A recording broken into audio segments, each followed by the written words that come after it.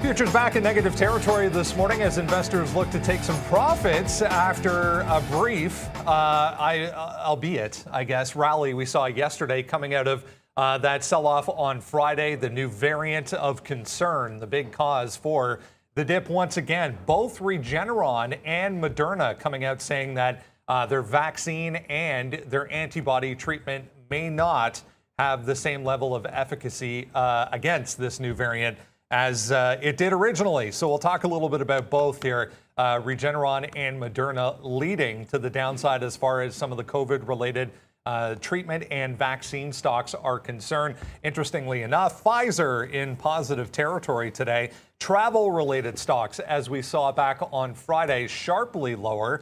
Here in the pre-market. They led the sell-off, if you remember back on Friday. Big bounce yesterday. U.S. equities also got a boost yesterday after Joe Biden came out and said that there won't be any lockdowns, there won't be any increased measures because of this variant going forward. Not on the table were the words that he used. On the other hand, stay-at-home stocks getting a bit of a bounce, although some of those coming off from pre-market highs already. Peloton back in negative territory already. We saw Zoom, we saw Roku, and Netflix all gaining pre-market. We'll talk about those coming up here as well. It's Tuesday, November 30th, 2021. TraderTV.live starts now.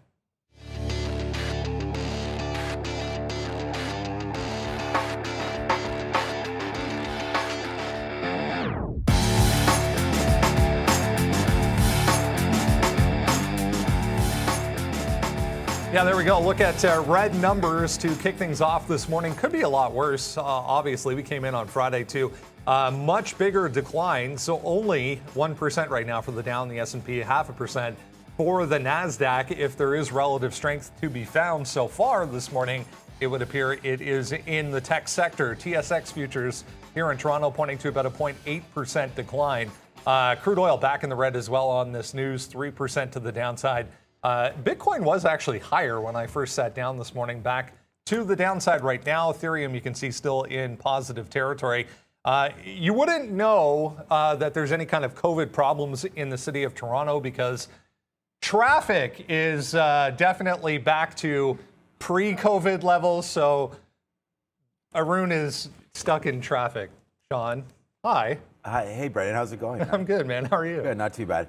Yeah, so we have, I don't know, I was going to call it Benny the Bull, Boris the Bull. We're looking for some names here to, hey, what's going on, Bull? What do you like today? Oh, you like Microsoft? Oh, okay. But we'll be talking back and forth with not only myself, but with the Bull. But Arun will be in the building right now. And apparently, as Maggie told me, there was a catastrophic snowstorm outside. However, when I rolled up, there wasn't. So, you know, we're going to see what happens here. But thanks for joining us. I mean, we're really super excited today.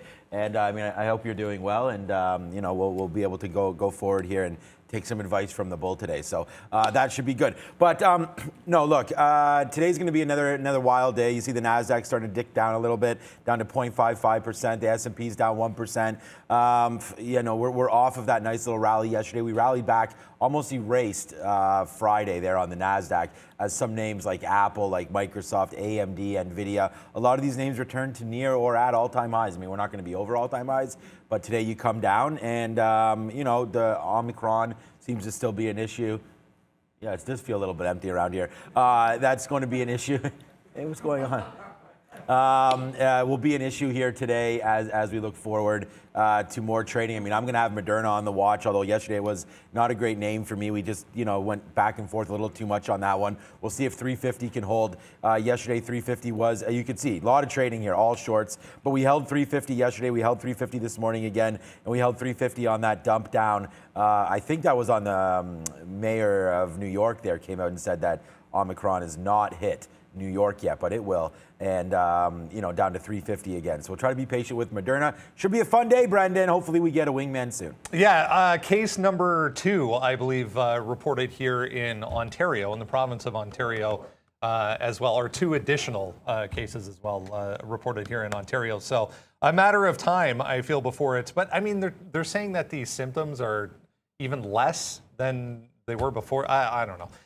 Anyways, adding to the library type feeling in our studio this morning, Miss V is also off today, feeling a little under the weather. So we wish her well. She will be back, I'm sure, tomorrow. So let's jump into a few headlines to discuss so far this morning. This is what we came into when I sat down this morning. Both Regeneron and Moderna coming out talking about less efficacy against Omicron.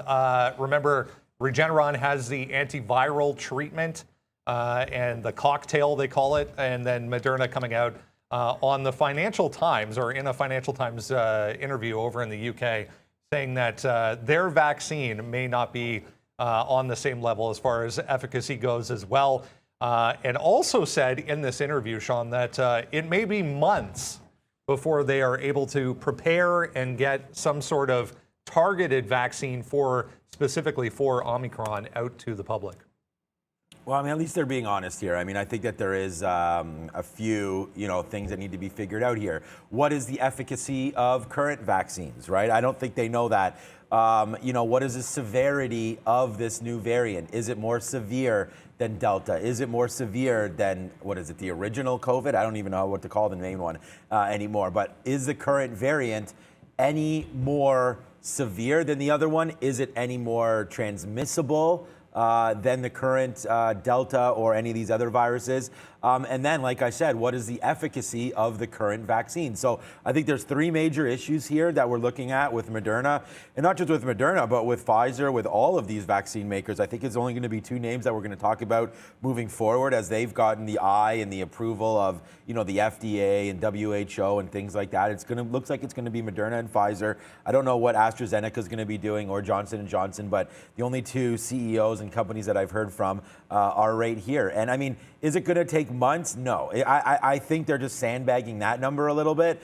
But at the same time, maybe it is a realistic number. They have to produce. They have to switch over from current vaccination. And I don't really know what I'm talking about, but there's going to have to be a supply chain here. There's going to have to be a switch or a expansion of production, because there still is a huge percentage. I mean, this is part of the problem with the current situation, is the inequity, I guess, of distribution of vaccines. So they're still going to have to work on getting the rest of the world vaccinated if they so choose. Then they're going to have to worry about and work on getting that vaccine to the people, right? And so let's just wait to see where we go. I know we're really super aggressive here in North America, and I hope that can continue in other parts of the world so we don't have to deal with this anymore, but it's going to be a while.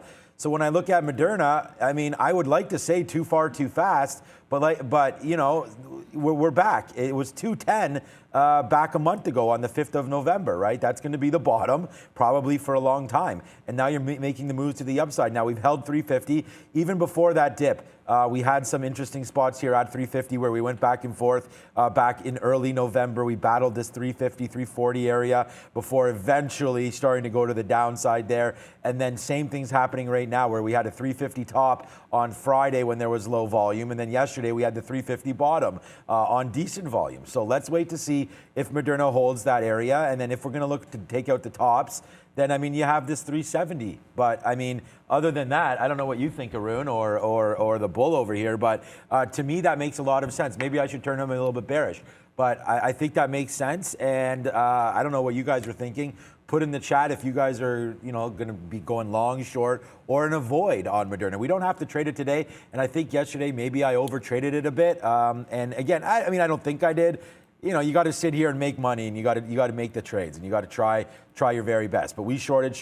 We had a $12 win, and we did very good our first couple trades. Then it got real choppy, and I was just shorting basically this whole rip, and it never paid off. And then right there at the end of the day, we had to get out at 369 as the market closed. So let's wait to see what happens here today. It's fading back in, but I like Moderna, man. The sticky note's out. I have some notes on there. Check it out, and I hope what I just said makes a little bit of sense. Regeneron founder on CNBC right now, guys, so a heads up. Also, this just out, Abbott Laboratories saying that they've already been working in their labs with this new Omicron variant, and say both their rapid and PCR tests do not rely on spike proteins to detect the virus. So basically that's a positive, saying that their tests will still be effective for Omicron. You saw a move higher there on Moderna shares as Sean was speaking. Seemed to be a cause for that spike back to the upside. Let's talk about some things a little more positive, maybe, because A lot of people were spending a lot of money yesterday, Cyber Monday. Shopify saying that Cyber Monday blowing through all kinds of records, 6.3 billion in sales for a record yesterday for Cyber Monday. I did not personally buy anything yesterday. I typically do, which is when I usually buy all of my Christmas presents is on Cyber Monday, but I did not yesterday, Sean. But that seems like a big number for those sales. Dada. There we go. Just had a little comment pop up in there. But no, I mean, I agree with you. I think they, I was actually watching Jimmy Kimmel last night, and it's funny because my wife said the same thing, and you guys are probably experiencing the same thing too. If you'd ever had any commerce with basically any company in the last 5 years, you probably got bombarded by numerous emails this past weekend and yesterday. I feel like I was flooded with a lot of these coming through. I still think the best of the best is going to remain at Costco. I cannot say enough about this stock. I think everybody on the show knows everything about Costco. I mean, what a dip yesterday into 540, then a rip to 560. Are you kidding me? This name's going to continue to work as we. I mean, look at it. Look at this chart. Look at this chart, Rob. Look at this chart, Lucas. You know what I'm saying?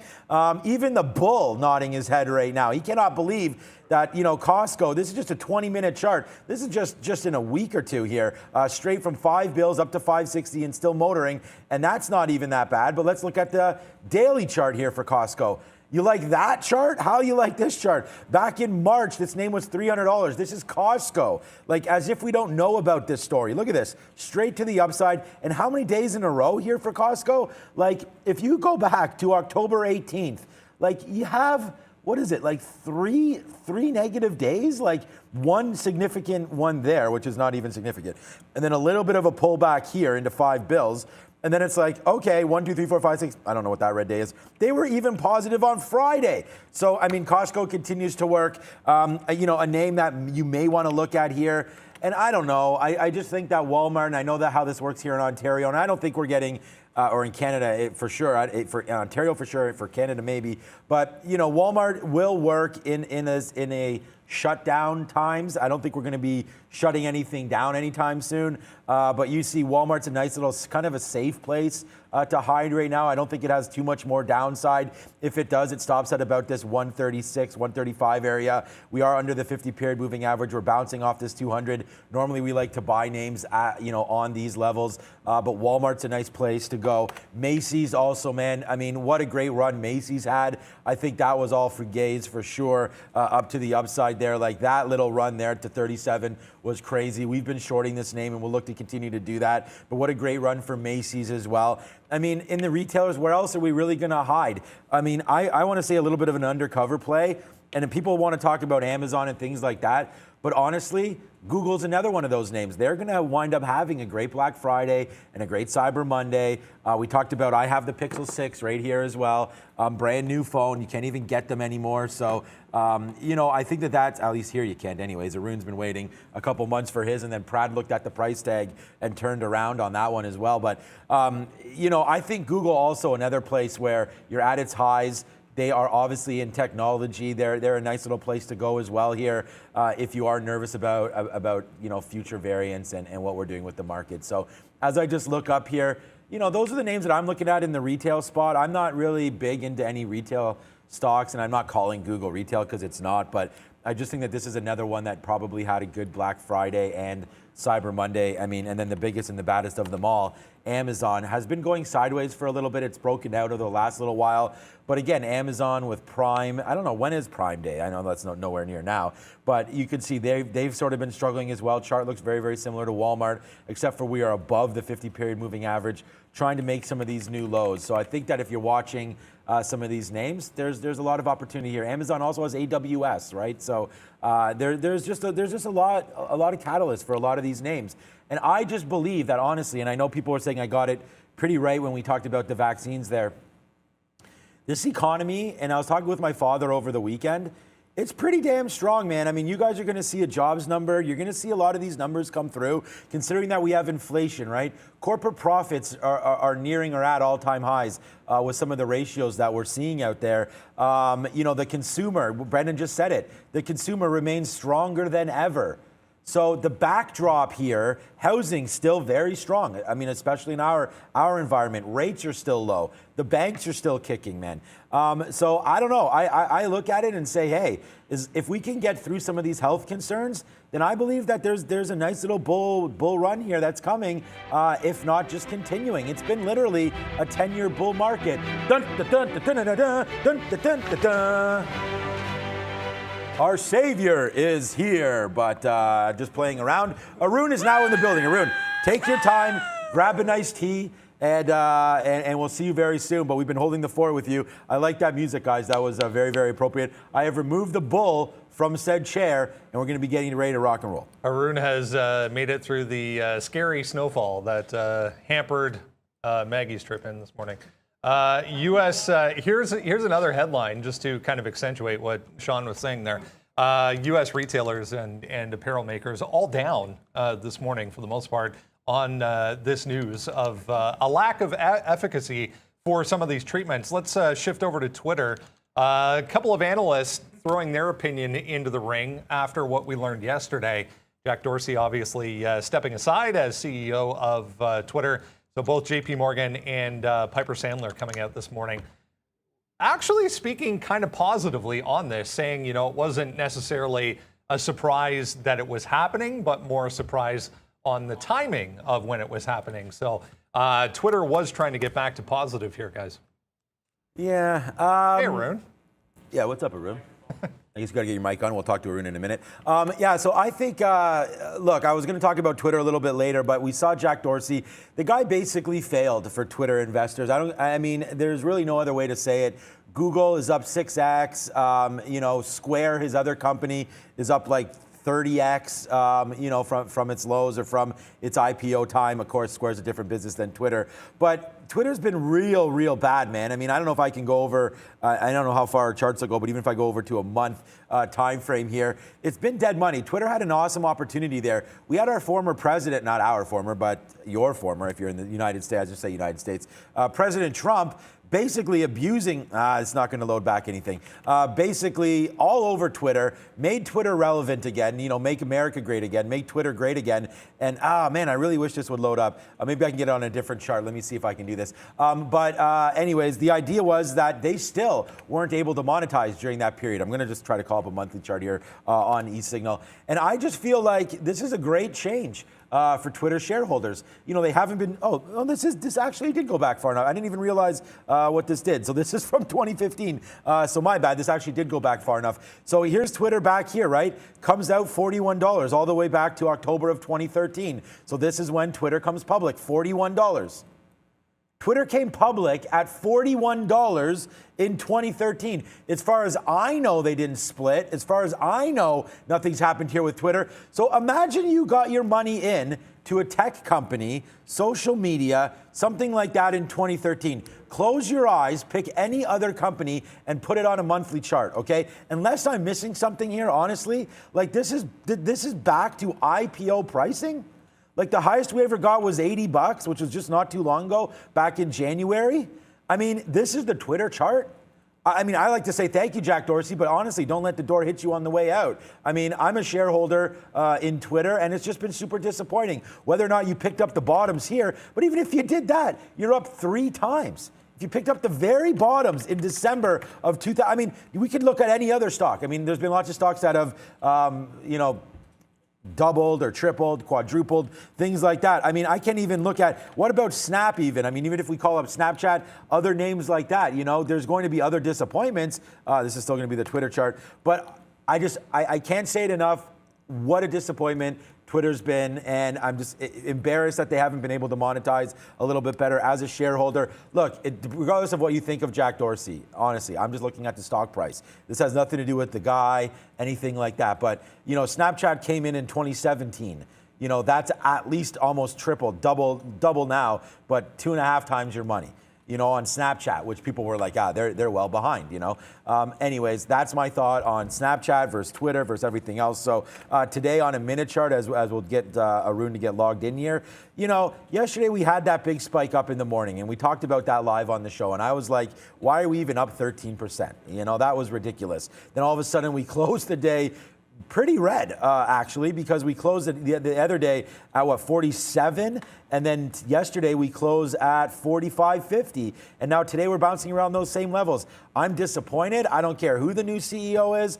I mean, speak your mind, I guess, Sean, but I think 46.50, we could try along here. Maybe there's going to be hope that this new CEO can turn things around. Actually, Brendan, and I know we had Justin on yesterday, but he is the youngest CEO now at 37 years old, taking out everyone's best friend, Mark Zuckerberg, for that title right now. So, hey, welcome to the metaverse. Welcome to the universe, Twitter. Hopefully you can start trading like a real tech stock. And some analysts seem to think this might be a positive for, there it is, Square. Guys, talking about Bank of America, there was a couple that were out this morning with a positive note on Square. Maybe he puts a little more focus into this. It is slightly negative to start. Zoom is here.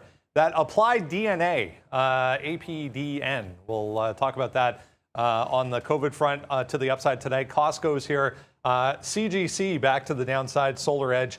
Jinko Solar actually reported not good for JKS. They're down as well, and that Vonage as well. Yo. So tell me what was going on over there. Well, the main highway to get into the city from the north has 3 lanes, of which 2 of them were closed or blocked during rush hour. So was that a construction thing? Was it an accident thing? Odds are it's probably an accident. To go 16 kilometers or 10 miles for the Americans here, it took me about an hour and a half. That's yuck. That was the drive there this morning. Yuck, bro. So fun times, right? Well, at least now we can sit down. We can be in our happy place. That's right. We could sit here. I hate traffic, man. I mean, that's like a pet peeve of mine. Like, honestly, I don't know what. I mean, I don't have too many pet peeves, but like sitting, and I was actually talking with my kid about this on the weekend because we were stuck in traffic. And I said, I don't mind, if there's an accident, like if I understand what sort of the situation is, and you're like, okay, we're screwed, we just got to do this. Yeah. But like when you're trying to get somewhere and it's just like the traffic seems to be this road, that road, like it's like you can have bad luck, but at the same time, like just sitting there waiting in traffic, it's like I'm not a very patient person, and it's like that just absolutely kills me. So the problem too is if you try to use Waze or anything, it's going to take you to these side streets. Problem you have Waze on your phone? Not on this phone. Okay. But my car can do it. But the thing is, though, is that it's during back to like school times, right around the corner, right? So a lot of people are dropping off their kids at school, so there's no way you're going to get anywhere fast. All the roads are pretty much just jam packed at this point. Maybe we can find, like, I know LA is obviously really bad for traffic. I hear about that. Someone was talking about that earlier. But I'm wondering if there's like some sort of a chart, because I believe Toronto is also, and the GTA and all these highways that we have is also a horrible traffic situation, both for infrastructure, for public transit, and everything like that. So this is a stock trading show, not us bitching about public transportation, but let's get on that, man. Infrastructure here. Hey, we can always bring it back. Let's, the infrastructure bill. I mean, they released one there in the U.S. and definitely not one here in Toronto, but I'm excited for traffic to be much better for you on the way home, but let's kill the market, Brendan. I think there was actually a study a couple of years back, maybe, I say a couple, it's probably 10, about the 401 being one of the most traveled highways in North America, in fact, right through the entire GTA as far as daily actual routes back and forth. I wanted to mention Pfizer, guys. We're going to get into some of the vaccine and COVID-related stocks further here, but I wanted to mention Pfizer because it's actually positive on the day when the rest of these, including BioNTech, BNTX, pretty red on the day. We talked about Moderna there. Pfizer, though, the EU regulator coming out yesterday, late in the day, saying that both Merck and Pfizer's antiviral treatment of COVID showing very positive signs initially on testing before they, look at even giving an approval, guys. So Pfizer worth noting, I think, here.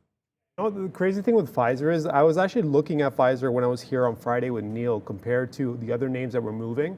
Pfizer was one of those I was looking at. And the way it was trading, it provided some action that you could use for another day. The amount of volume that was moving between 54 and 55 was ridiculous. And then we saw that kind of somewhat of a midline support area yesterday that fell off. Now, if we're going to go back into that 54 area, you got to expect some resistance. That's what I'm looking at. Anyways, I'm like, now that you mentioned Pfizer, I'm going through my list here. One of the first names I'm going to put on my list, obviously, is the names that you're talking about, Brendan.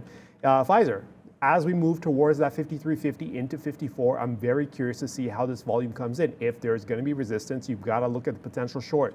It kind of closed down at 52.20 or whatnot, and here we are at 53 even, going back into resistance. How can you not be open to the idea of potentially shorting this where the majority of the volume is? So I'm going to keep an eye on this, put some alerts out, see if we can get a trade above 53.50 on the short side, but I want to see how it trades above first. I just wanted some validation on the fact that there's still resistance up there, some selling up there. As long as there is, I know there's going to be volume to back that up. And then you just jump on the short side. The risk on this should not be any more than $1. It should be even less than that. I'm just going to figure out exactly what the risk is, but I do feel like the risk is worth the reward as long as you can get it above 53.50.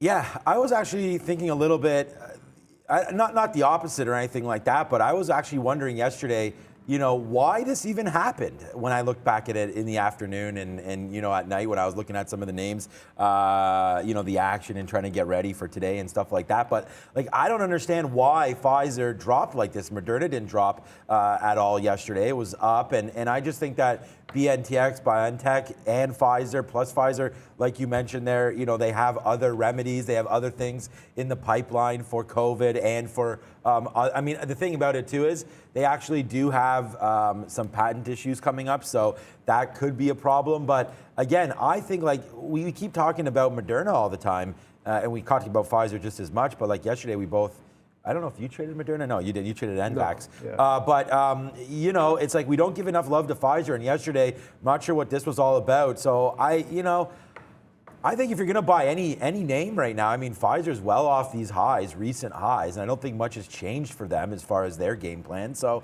I think this needs to get bought, man. I don't mind Pfizer here.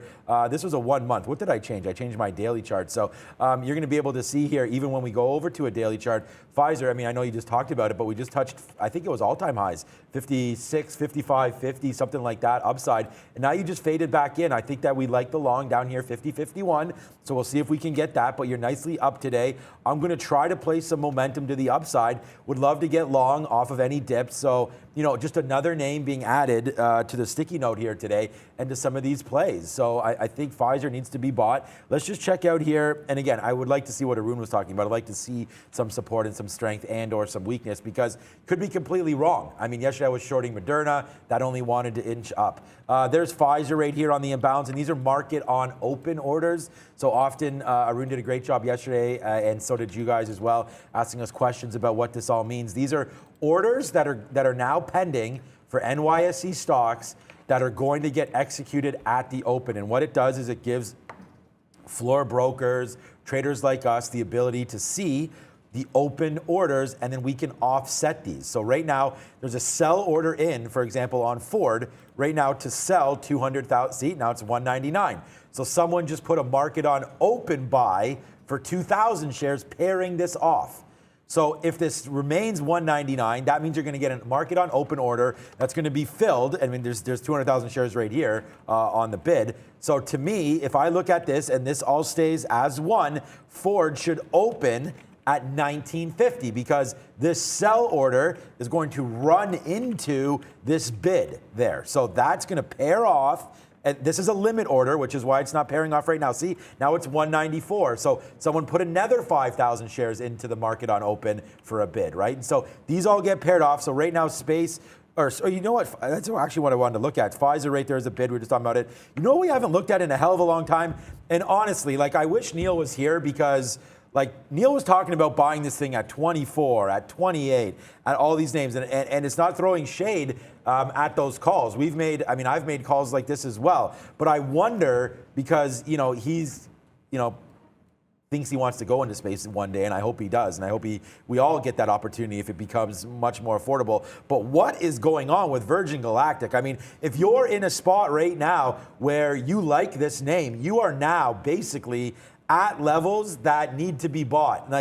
Is this going to zero? Are they going to give up on Virgin Galactic here? Is Richard Branson just going to give up on this company? Because right now you're basically tipping near bottoms where they've never had revenue. They've never had anything going on. You know, they have some successful flights and up and down, and we saw all that happen. I'm wondering, and I'm going to ask Neil tomorrow, I believe. Mm-hmm. Finally back in the saddle. I'm going to ask him tomorrow what he thinks about this name, because now that I look at this chart, man, we haven't talked about this in a while. I didn't know it even had a 16 handle on it. And I don't know if this took you by surprise either, Brendan, but Virgin Galactic not looking pretty here. I don't know if there's any news on this thing, probably not, but you do have a nice little downtick here of 120,000 shares going to come off the open as well. And you have a 100,000 shares seller at 09. So this thing probably tests some of these lows, and it's not looking pretty for Virgin Galactic. Well, remember that last headline we got on them was essentially they were looking at an operational pause, I think was the wording they used, for the foreseeable future as they worked out some issues. So, hasn't been a great couple of weeks, to say the least, for space. Let's get into what else is moving around in the pre-market, guys. I actually just saw Bitcoin tick higher here. It looks like India may be walking back some of the comments it made going into the weekend about getting rid of some cryptocurrencies or making them illegal throughout India. So Bitcoin back in positive territory.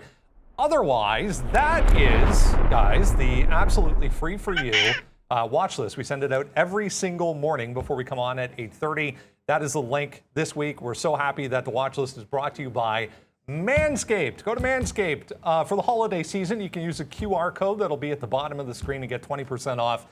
Great ideas for stocking stuffers, great ideas for gift ideas for the holiday season. Check out Manscaped, guys, for the holidays. Let's get into a few things we need to know about as we head through to the open here.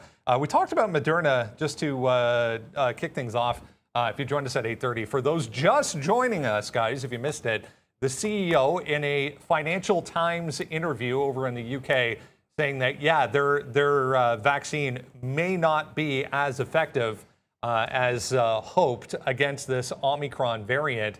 And they also said that it's going to be months before they get, even the idea of a Omicron-focused vaccine ready to go and out to the public. Yo, what up, Bradley? You know what's hilarious is that it's just too early. It's too early for everyone to make these assumptions and, we've got a solution, we don't have a solution. It's just too early. You need more information, and we're gonna have to wait for that information. Everyone's jumping the gun in what they think they can do. And I think as more information comes out, these markets are gonna react. These stocks are individually gonna react when reality hits, whether they can do it, whether they can't. Once you get that validation, then you're gonna see these moves. But for now, it's just like almost rumors on rumors and what they think they can do, because they don't know. Let's wait for some more information, I think. But in terms of stocks, though, compare Moderna versus NVAX. We saw that move on NVAX yesterday. Moderna somewhat was a tough trade yesterday. The way it was trading, pretty much off the top, 375 down to 350, and then kind of grinded all day until we had this little move right there around 230 or so, where it fell off about 15 bucks. Compare that with NVAX, and I think NVAX is where I want to put my money. If I'm going to trade these names, I'm looking at NVAX. I was talking about this level yesterday. Now, we had a great trade yesterday on NVAX, going long off the halt there. But the area that I want to keep an eye on, and I mentioned to anyone who's watching the afternoon show, there was a lot of volume here around this 208 going into 210. I really want to keep an eye on this area. In the event that we get up into the 206s, there could be a potential fade here. As long as we slow down a little bit, then there might be a nice little short to play with. But for now, though, obviously the bottom, you got to look at the halt price, 188.07 was where it opened. So I imagine 188 even is going to have a decent chunk of volume. And then this area here, 208 going through 210, it jumps on your radar as soon as it gets to 206. So $4 range near the top end here. If we can get into that, there might be a little trade to work with. If we don't get to either one of those bands, I would just leave it alone. Moderna was tough to trade. Moderna is kind of working its bands as well. As much as NVAX is moving, Moderna is doing this here, willing to stay above that 350. Even though we got underneath and traded underneath, they're still supporting that 350. There's a decent amount of volume that is sitting around 350. Obviously, there's going to be some flexibility. You could argue that maybe if 345 goes, then the shorts might open up a little bit. But you cannot deny the fact that there's a ton of volume around 350. We saw it on Friday, where it was resistance. and then on Monday where it was support, and then today in the pre-market where it got below. In the pre-market though, it doesn't mean a whole lot in the pre-market. It got below and can't maintain, then it had to rally about $10 or so. So I would just keep an eye on this 350 and say that if 345 goes, it might be gone. But for now though, I think NVAX is the better trade given the way that Moderna is trading. I got to give a big shout out here. We'll do some Bitcoins. There it is. It gives us one Bitcoin. I actually don't like that one as much. I'm going to do this one. Congratulations. Good one. I like all those Bitcoin ones. Those are pretty cool. Thanks, Rob, for that. Shiba Inu right now. Congratulations. Now we'll do this one. What is this one? Ooh, yeah, there we go. That's like that metaverse shit right there. Okay, oops, stuff right there. Okay, so Shiba Inu right now, guys, up 33% in the last 24 hours. So congratulations to anybody that's held on to that one. We've done some videos on Shiba Inu, and probably we should do one today as our content as well. As I say that loud enough for people to hear. They got listed on Kraken. So there it is, man. Congratulations again, as Kraken apparently putting out word that they will, wall it up for Shiba Inu there. And you can see that's up that 33% after taking a nice little dip. Yes, my man. AMD taking off here. Oh, AMD is just the best, and AMD is going to continue to be the best ever. We'll find out more about AMD, but I love that name. I talked about AMD on the sticky note today, and was just basically saying, okay, we'll talk about AMD right now as it's going up. I just saw it take out 162, right, or near 161 something. Oh, sorry, yeah, 160. Yeah, wow, no, this really 163. It took no, this really. Oh yeah, 163. $2 from the 161.50. Right, yeah. I was looking at that 162 break there, and then it just freaking took off. Yeah, AMD just continues, man. Good call out there, Arun. But you can see right here, this is what we talked about here. There's a buy. I mean, I wrote this an hour or more than an hour ago, but there's a buy the dip in this name. We've seen it over and over and over again. An impressive 3-day move to all-time highs. You got to be buying this thing in front of that 159, right? Yesterday we did that. Doesn't look like today we're going to get an opportunity to see 159, but that's okay. Look what we did yesterday. Buy the dip, buy the dip. This was my number one stock, even though this looks ugly because I don't have anything all the way back here. Wasn't sure what yesterday was going to bring. Obviously, off of a 900-point down Friday, I'm going to come in and be a little cautious on some of these longs, but we play it with some shares. And these are still like $1, $2 wins here. When we buy the 158s, get out these 150. Well, I guess 159.50 is the best out. And then we held a little bit here, testing that 157 before dumping it out. And now today you're getting 163s. So I think, again, we'll just continue the same thing. We just got to change our levels. Buy these dips, man. If we can get dips now into... You know, you're going to think like you can't get a 161, but you can. Let's wait to see if this comes back into 161. There was just like that Moderna. We're going to wait for 350. I don't want to. This is now new all-time high, I believe, on AMD. Man, you weren't. I mean, I know, Arun, that you've been obviously on the show and watching the show and been with us for years now. But I've been talking about AMD, man, sub 100. Like we were just at $80 in July, man, and now you're at 165. This is a double up in 6 months. For AMD. We talk about how embarrassing Twitter's been, things like that. But and unfortunately I can't break this down too much because our chart just shows mad amounts of bad prints. But here's the E-signal chart. And I mean, this has just been an absolute beast. This buying area, when this stock went sideways basically all of 2020 and then finally broke out past 100, it's been see you later here in the second half of 2021.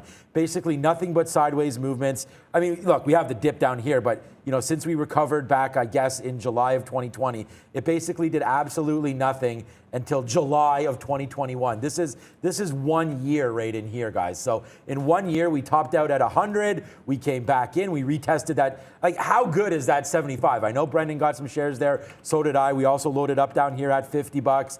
We've been selling on the way up. I wish I still had my full load. I do not, but AMD continues to work as well as NVIDIA. You want to pick up something that's not working, you could try with Intel or something like that. But I don't even think that there's like a hedge or a pickup in Intel. It's just, how this name's been performing has been embarrassing as compared to the other stocks. But we'll wait. See, like even now, Intel's down on the day. Like this name can't get any love. Intel's pushing lows, and AMD's doubled up in a month. So, look to see what's happening here. But I like AMD, and thanks for pointing that out, my man to my right. All right, guys, there was a headline there on AWS. So AWS expanding their offerings of AMD processors and instances. So That seemed to come out kind of around the same time. It was right at 9 o'clock for AMD. Bit of a note on that one. Let's talk travel stocks. I mean, before we do that, actually, Arun, you want to have a look at the market here because we are trying to get back to the upside here. So some of these names that were under pressure, including some of the travel stocks, back to the downside a little bit here. But what do we think of the futures here? Okay, so based on Friday, the way things were trading on Friday, we marked off one key area, 46.85. As long as we were between 46.40 and 46.85, there was potential shorts available. And for the most part, yesterday we kind of rallied, and then we kind of slowed down towards the end. There was maybe a short towards the end there. And then in the pre-market today, or late session yesterday into the pre-market today, we just can't maintain that same area. So you have to keep an eye on 46.85. I'm going to mark it right here. So that's one area to keep an eye on now. The second area I want to keep an eye on is this 25, pretty much where we are, going up to about 35. That's the next area because we were holding support pretty well here around that 25 mark yesterday. We dipped about 2 times or so into that 25. That shows some support down there. You go back to Friday as well. What do you get on Friday? You get around this 25 into the 30 area. There's some action here on the 26. So I want to keep an eye on this. That provides more action, saying that, you know what, there's a decent amount of volume between this 46.20 going up to 46.30. I'm just going to go ahead and say 46.35 is the marker I'm going to use up top. So I am open to the idea of fading it inside of these 20s as long as I can get a read. I just need a read, some form of a read that tells me, you know what, it's ready to go to the sell side here. Because the last thing you want to do is go for a short when the market's still got some decent strength attached to it, and then it just keeps going. So you don't want to get run over on your short. So we've got 46.35 just above us. We got 46.85, which has been in place since Friday. And then the other one is going to be the absolute low that the market went to, which is 45.75 is what I've got down below. That's from the absolute bottom on Friday. So we're going to keep an eye on those two levels. So there's longs available below 4,600. There's shorts available pretty much for the next 10 points up if you can find the read. And then from 60 going up to 85, 46.85, there's another trade there if you can find a read. Again, they're all read based. It's the last day of the month. You have MSCI rebalances happening today. So that will provide some added liquidity and added volatility towards the end of the day. Some of that volume will also be done in the morning. So in the morning imbalances, you might see some stocks that are unusually large. Not all of them. It's not as big as the S&P rebalance or the NASDAQ rebalance, but the MSCI rebalance is an event that you do have to keep an eye on. So that's one thing to watch. It's the last day of the month. Adjustments being made for some portfolios. Keep in mind as well, we're going into the final month of the year. So you have to consider how portfolios are going to be adjusted going into the new year, right? So that's also something to consider as months are closing. So we're hitting resistance, potential shorts on the table here for the next 10 points. We'll see how this market opens up. But if I do take a trade on the futures, I will let you guys know. It's not going to show up on the screen, but I will let you know in the event that I do take a shot. Yeah, and that's the thing, guys. It won't show up on the screen. I do want to give a big shout out here to Mr. Sean DeBott. I don't know. He messaged here and he says, you've been telling me, and this is how you know we're the real deal, man. I've been telling people trading AMD since 2003.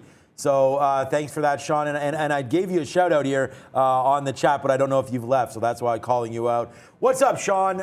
Very, very proud of that guy, too. A big success story over there at ITG. So thank you, Sean, for all that nice talk and everything. And hopefully we can get together soon for sure. You know, great friend of ours and friend of the shows and friend of Day Trade the World and everything. Sean DeBott, thank you for stepping into the chat, man. That does mean a lot. And just so you guys know, like Arun's trades don't show up for any other reason other than the fact that it doesn't work on the bottom of our board the way it's configured. It's too many symbols. It doesn't flow well with that bottom. So thanks to Arun. Yeah. We'll keep you guys updated. Maybe we can hit a siren or hit the pew as soon as you get in to a trade. So that's what we'll be doing. And on with the watch list on Trader TV Live, brought to you by Manscaped. Let's go, Brendo. A couple other notes here quickly, guys. Coinbase acquiring cryptographic security company Unbound. So heads up on Coin. There's also a note on Viacom. Viac just spiking up here to 32.75. They're going to sell the CBS Studio Center for $1.85 billion, apparently, for Viacom. So heads up on those two. Let's go to, we mentioned some of the travel stocks, but as I said, the market going higher, some of these travel names that were under pressure now coming back to the upside. None of these moves anywhere near, as Arun was saying, what we saw back on Friday, but still worth noting here, guys, a lot of these in the red. I don't know, man. I mean, I try to go over to the quality names here, and I thought that, and I'm not selling this. Like, the worst thing you could do right now, I believe, is panic in this market, right? And I'm going to call up Boeing here because we've been really cruising with this name. This has been a name that I've been sitting in for a very, very long time and should have realistically got out when we went up here to 260, 270. But we were buying some of these breaks right in here. So this is like the price I'm long at, man. Like 208, 210, something like that in here. We thought that, obviously off these big drops, we know everything about them. This is the coronavirus, and if I even go back even further, we know about the 737 MAX crisis and things like that. This name was obviously I believe this is the all-time high right here, 450. Then we started to drop down, getting these worries about the planes, and then boom, obviously, wow, down to $100. And I remember even then, when it was President Trump and things like that, we're talking about, government funding, saving Boeing, things like that. Wow, what a great buy that was at $100. I mean, there's going to be a lot that were great buys down there. I guess this is not even that great. It's only up. It's only doubled since its bottom in 2020. But Boeing's in a little bit of problem here because you have high, and again, this is more of an issue for the airlines, but if the airlines aren't able to make money, that they're not going to be able to buy more planes, even though this is a monopoly. I mean, save Airbus, but Boeing continues to be one of the names that I think you buy on dips. And what I was going to say there before I got caught up was fuel. I mean, right now, oil, you're seeing oil down again another 4% today. So I'm going to go fire off the sausage cannon here because honestly, I talked about EXO. I almost got a smile there, I think. I got a little bit of a, there you go. Yes, there it is. Okay, good. We got a little bit of a downward, and I just want to say, like, people were trash talking me at 65, 66 bucks about XOM short. It's at 60 today, and I think going lower, but we'll see. Anyways, Boeing, if they're not getting those orders, from UAL and from Delta and from some of these other companies, I also think there's that big order coming from China that, hopefully gets completed and fulfilled. It just, right now, this game that we're playing with the virus and back and forth and the Dow and Boeing is just not a winning game for the longs right now. I don't see too many catalysts for going to the upside here on a Boeing or even on a CCL like we traded yesterday. I don't see many opportunities in these names. I mean, yesterday the trade of the day was actually one that, thank you for this, by the way, as well. We normally do trades of the day that are winners and are nice ones, but I talked through yesterday. I believed in the rebound in some of these names, man. We kept on buying and then we kept on losing, man. These are all, early it was fine. Breaking 19 was fine. Out. Made money there. Then we defended and out. Then we defended again and out. Then we defended 18. Took a little bit of profit there, then got out on the 18 break and didn't re-look at it. So right here, I will look at Carnival Cruise Lines again, but that bottom is 1755, and until we hear better rhetoric about Omicron or about Delta and about the efficacy of some of these vaccines, then I think you're just sort of shooting, I don't know, apples in a barrel or whatever the saying is here. Fish. A fish in a barrel, yeah, but I don't want to kill anything. But anyways, fish in a barrel there, and I just don't know. CCL feels more like throwing darts than anything else right now. So I'm going to stay away from this sector until we get some more clarity. I do like Boeing, though. The reason I want to mark this off is 194. I've had 194 marked off since it bottomed out on Friday. I was like, that's a nice little low that they put in. Held around 195.50, 196-ish yesterday, and then we kind of tried something overnight that didn't work. So if they can get below 194, there should be a nice little break to the bottom. But the thing is, they need to take 194 because given the way it's been moving around, there's obviously decent support here as well. So in the next little bit, next $2 down, if they can't find a bid, 194 has to go for the short. Could you fade it? I would not like to fade against that support zone. So I'm going to stay away from this. A couple super chats I just want to take care of. Uber, I looked at the chart. Uber looks exact same as in terms of charts. Uber and Boeing, they have the exact same chart. They're working near the bottom end of the range, and they need to take out that low from Friday. In Uber's case, it's 38.80. We tried it on Friday. We put it in on Friday. We tried it on Monday, and then we tried it again in the pre-market can't go. We're about 35 cents away. If they can get through the bottom there, that's one shot that could open up. So Uber and Boeing looking the same. Another one, Dominic, you put out BJ. Man, if you want to trade this thing, go for it. But this thing is razor thin. It's only done 35 shares in the pre-market, 64 shares in the pre-market. I'm not sure if this is. I'm going to stay away from this one. That's all you, Dominic, if you want to take a shot on BJ. All right, let's go to Tesla, guys, because this one, another one, trying to lead as far as strength goes here, up a better part of $12. We're testing some of these highs from late in the day yesterday on Tesla already, 0.4%. Elon coming out yesterday blaming supply chain issues, join the club, for the delay in the Cybertruck, and said he will give an update on the product in general during their next earnings call when that happens. But Tesla, another one that's gone red to green here. Yeah, I mean, the NASDAQ's green. Down 0.16, we're still red, but I mean, that's a green. That's an open away from going green, obviously. I mean, I think we could probably get green before the open off. AMD busting to the high side here, NVIDIA, things like that starting to run, and I mean, Tesla as well. Tesla, big time movement. I mean, when I wrote this list in here, and we have the sticky note right now, and I think that, it was talking about Tesla, and I was just like 11.20 support. Will it hold today, right? If the market continues to sell off, which it's not doing, we got to short that break. But now that we see this market is kind of like hold my beer right now. And I think that 11.20 is huge. Yesterday, we bounced off it numerous times. You could see here in the open, we started at 1100, ripped upside, stopped a little bit between 11.10 and 11.15. And then once we got through 11.20, that just became support. So it tried to get cracked again yesterday at about 9.45, bounced off 11.20, ripped up to 11.50 or so, bounced again at 11.20 right there, bounced today in the pre-market at 11.25.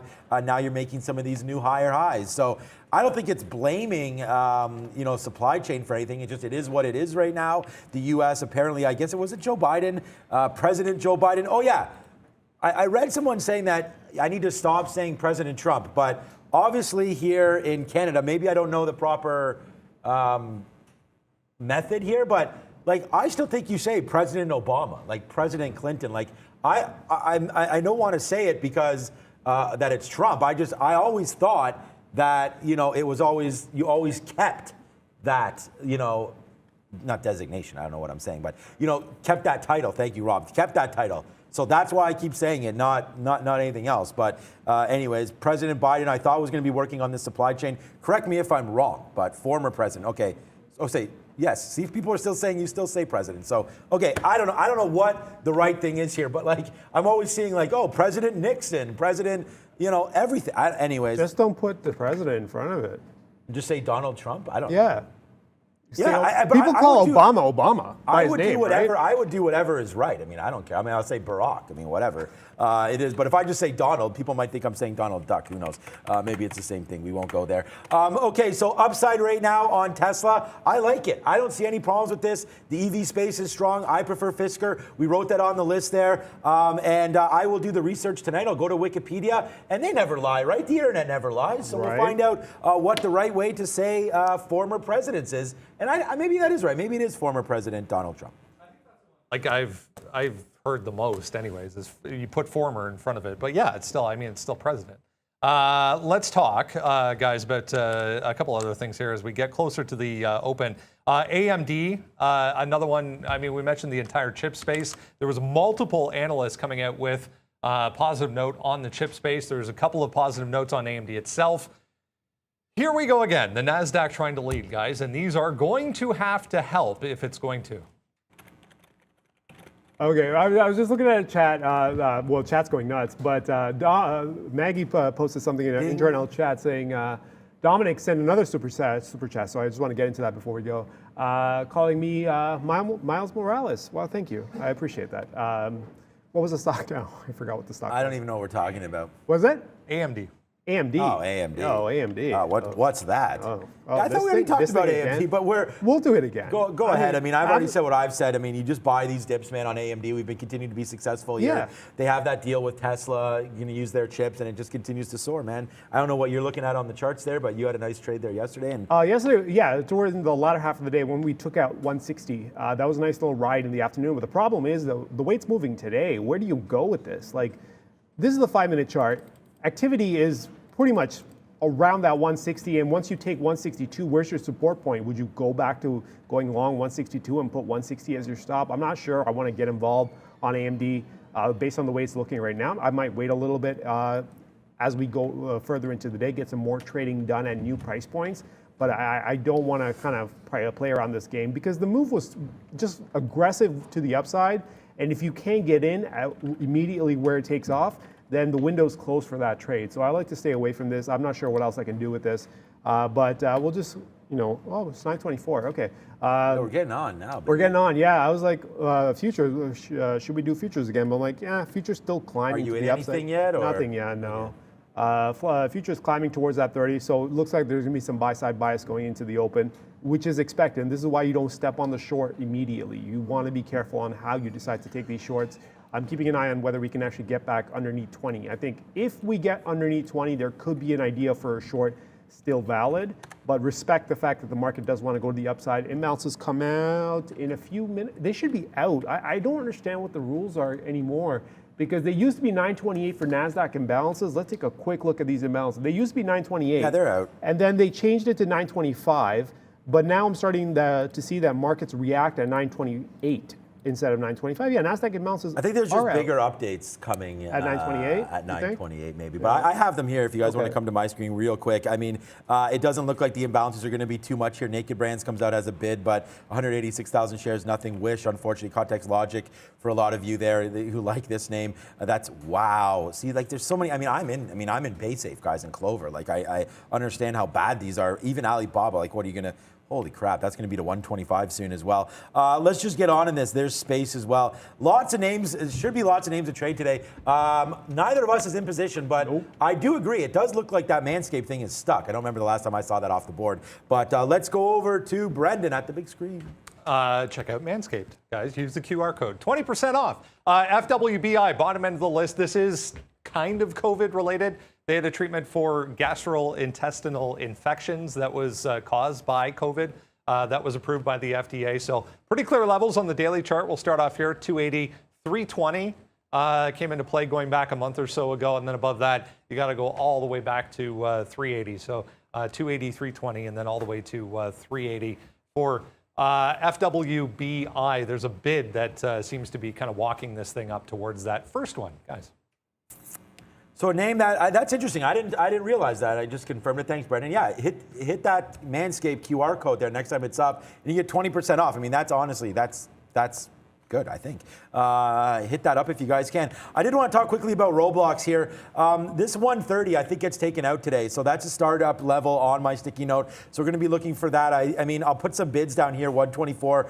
I mean, not even 120. I mean, 124 is I don't think we get there. That's going to be the ultimate bottom. But we'll put some bids in here, 126, and see if we get a little bit of a dip in there. But I really like Roblox here. I think this name both works in the current environment as the NASDAQ continues to go up, major tech player. But I also think, my kids are loving Roblox, not just playing it, but also coding for them and creating their own games and things like that. I think Roblox is a big name here coming through it. I actually don't mind this 129 take.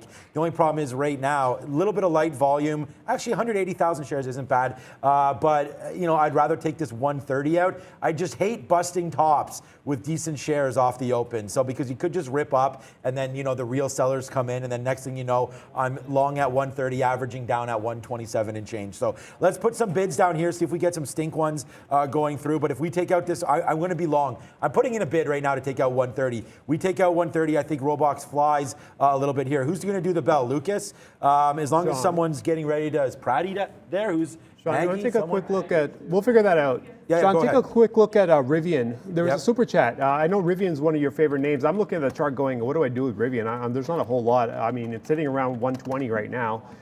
It's working into some resistance. So what do? There's some volume at 120. They may have to clear 122 to get going, but then you go back a few days and there's more action up top. So I think maybe in terms of day trading, I'm not sure Rivian's the right play. Look at this, 122, 123. They're just stacking levels on top of each other pretty much until you get to 130. So be careful if you are trading Rivian because there's resistance to the upside in the event that you want to go for the long, but 130 would have to get clear, pretty much $10 from here for us to clear some resistance levels. Maybe a fade could also work in the mid 120s as well as we come up on our final 25 seconds before the market opens. The countdown. Yeah, I'll hit the countdown here. We're also looking at, I will look at Rivian, guys. There's just so much to look at. I like 2220 busting out through, and we're going to hit the countdown very soon. Busting through this high of yesterday. I like that trade, 2220 on Fisker. So that's going to be a good bid to put through. We'll see if we could take that with only 7 seconds left. It's Mr. Lucas on the ones and on the bell, not on the ones and twos. 3, 2, and 1. Let's open this market up, and we'll see what's going on. Thank you, Mr. Lucas. One of the Hold My Beer members. Thank you so much there, Mr. Lucas. So we'll watch out for Pfizer. Watch out for Fisker taking out that 2220. That's going to be a long that we like, but it's just not open yet, guys. Yeah, I don't have a whole lot going on right now either. I'm just keeping an eye on maybe some airlines, not airline. Well, yeah, airlines. DAL right now is New York. No, it's New York. Yeah, I'm looking at AMD, I have no clue. DAL, I'm looking to see if this thing can get above 36 because I am open to the idea of fading this on a rally if we can get above 36 because I've got 37 marked off. Why 36? It's because of this level right here. There's some support here from yesterday that we can work into. I just want to make sure that's still valid. As long as it is valid, I like to go for the short on DAL. We'll work through this zone, but I want to see them test it first before I step in. So not a whole lot going on right now in terms of entry. There it is. Go ahead. Yeah, we'll do it already. We'll do a little bit of a backflip as we get. Why is my chart still on Fisker? I have no idea. But here we go. We get that AMD bid, man. We talked about a dip buy. We buy 50s, we out O's. So we're holding a small piece now to see where we go. And again, you know, we don't want to live with AMD, but you know, hey, it's been good. We talked about dip buying. There's a dip buy right there into 162. We take 50 cents out, and now we'll see what happens. SoFi right now back to 18. I like this bid here on SoFi. 18 bucks. SoFi has been beat up, but we do have some bottoms here. 1790 and change. We can go back to yesterday's 1785 as the very bottom. So this is a trade that let's just see what the market's doing. We are fading back in a little bit here, Arun. So let me know if and when you put on a futures position. But SoFi yesterday back down to 1790, 1780. Just looking to see where we're going to get out if we're wrong. But this is a trade that we're in right now. SoFi, I just think that these bottoms that were made yesterday, they shouldn't get made today, man. So let's wait to see. I feel like the market's a little bit weak, but shouldn't be weaker than it was off the open yesterday. Let's see what happens here. 1785 is going to be a kill spot for me on SoFi. Yeah, so I've got three trades that I'm looking at. Nothing to take just yet. I'm looking at Square if we can maintain above 216. Let me pull this chart back a little bit. Y216 as it loads. Here we go. 216 would clear that 214 range from yesterday, and then you have Friday, all within the same general area. I think 216 would get you above it. We obviously shot above it after the open, but I need us to stay above for us to take a shot on Square. So that's one potential long, as long as it can maintain some strength. That's one trade I can keep an eye on. CAT is another one. I'm looking to fade CAT. I just need a reason to do it, right? We're going into this 196 area, was providing some resistance yesterday or support yesterday, and then that was underneath the support level from Friday, which was 197. So we're stuck in this little range here, or not stuck, but we've got a decent amount of volume in this little range here between 197 and 195.50. So as long as we start to fade out, I'm open to the idea of fading CAT. And then DAL, as I just mentioned, as long as we fade out through 36, I'm willing to take a shot on the short side with 37 as your stop. I mean, guys, SoFi has been like an undercover SoFi's great. I mean, that's in the money 20 cents. But AMD there, as you were just talking, man, like 162.60 there, out for 50 cents. Then we took this bid, man, 162.15, out, 162.70. So we've been ringing the registers like crazy here on AMD, and here it goes again. We got another dip buy here. We're in the money again. Let's put that offer one more time. So there it is, 61.60 and out. So let's try to hold on to this, man. We're having a good time here taking some of these bids on AMD, man. Like we mentioned, let's just see if it continues to work. That 162, I mean, this is just violent, man, the way this thing moves. Crazy. If we can get something out of a 162.30, something around these dips, I think that's going to be good. We're long 161.70, that's 25 cents in the money, but now it's out of the money. Very, very volatile name. Look at SoFi right here, man. Look, I mean, this is a dip buy. And again, you want to talk about something that's on our sticky note. First of all, let's see if we can, let's see if we can get out right there. We cannot. There goes Roblox breaking as well. So, I mean, you want to talk about a sticky note right here. I mean, check what we talked about here on SoFi. Right down here, SoFi, defend to 18. right there. I don't know if you could see that on the sticky note, but that's it right there. And look what we did, man. Defend 18. Take that all the way up to 30. So nice little trade there for SoFi. Now let's wait to see. I hate taking out the top in Roblox, but we didn't get the bottom bids, man. I mean, we were bidding here 126. We only dipped down as low as 128. But here we go. Oops, Brittany, we did it again. And there goes Roblox. Let's see how high we can go up. Let's take a little bit of, let's take $1 or so at 131, and then we'll see if it goes from here, guys. Nice win here for Roblox. Yeah. Yes, sir. Take that out, big guy. All right, a couple trades that I've got my hands on. Baba, I've decided to take a short on Baba. It might be a little too early for that one, but I've started to step on Baba here on the short side as it runs against me. Why? It took out the low, and I like the way it's trading below 130. So yes, it's running against me. That's perfectly fine. As long as we don't take out 131, we're perfectly fine. So Baba, let me pull up the chart on Baba here. Here we go. This is what I want to work with, this whole 130 half area. I'm willing to play below 130. Preferably, I should have waited, I think. But the stop on this is going to be north of 131. If we get above there, we're going to lose any sort of resistance that we would have had. So I'm going to keep an eye on this as we kind of move back down. We just shot back down 30, 40 cents now on Baba as it comes back towards my entry. Brendan? All right, CPIX, an initial mover, guys, on volume, little tiny one on positive data this morning. There's also MEI Pharma just popping up here. All kinds of volume coming in through to 3. They're having a webcast right now presenting some positive data on one of the treatments that they're currently working on as well.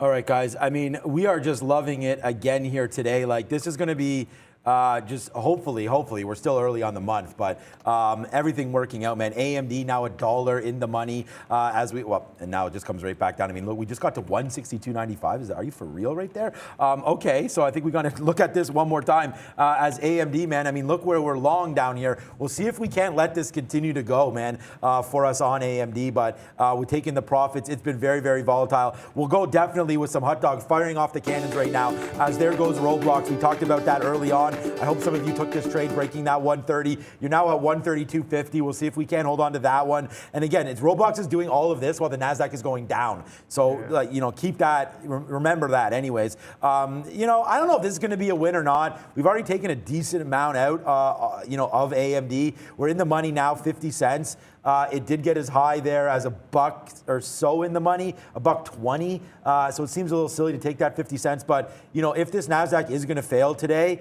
then, you're not going to sit here and win with a name like AMD, considering just how aggressive that's been to the upside, on a flush. This thing will flush down. I mean, it looks like today it is having a hard time catching a bid, even though we've been super successful on these dip buys. I don't know. I don't have any more dip buys planned here. So I really do think of like a break of this 160, 90, something like that. We probably got to get out.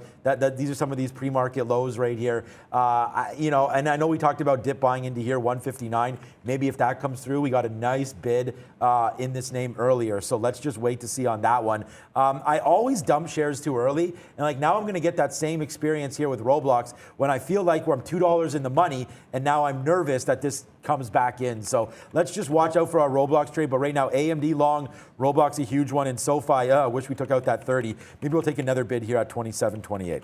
Yeah, I'm still keeping the two positions I've got. I've got the DAL short at 35.80, which is 5 cents out, and then Baba short at 129.50, which is about 40 cents out. But it's moving fast, though. Baba is moving aggressively.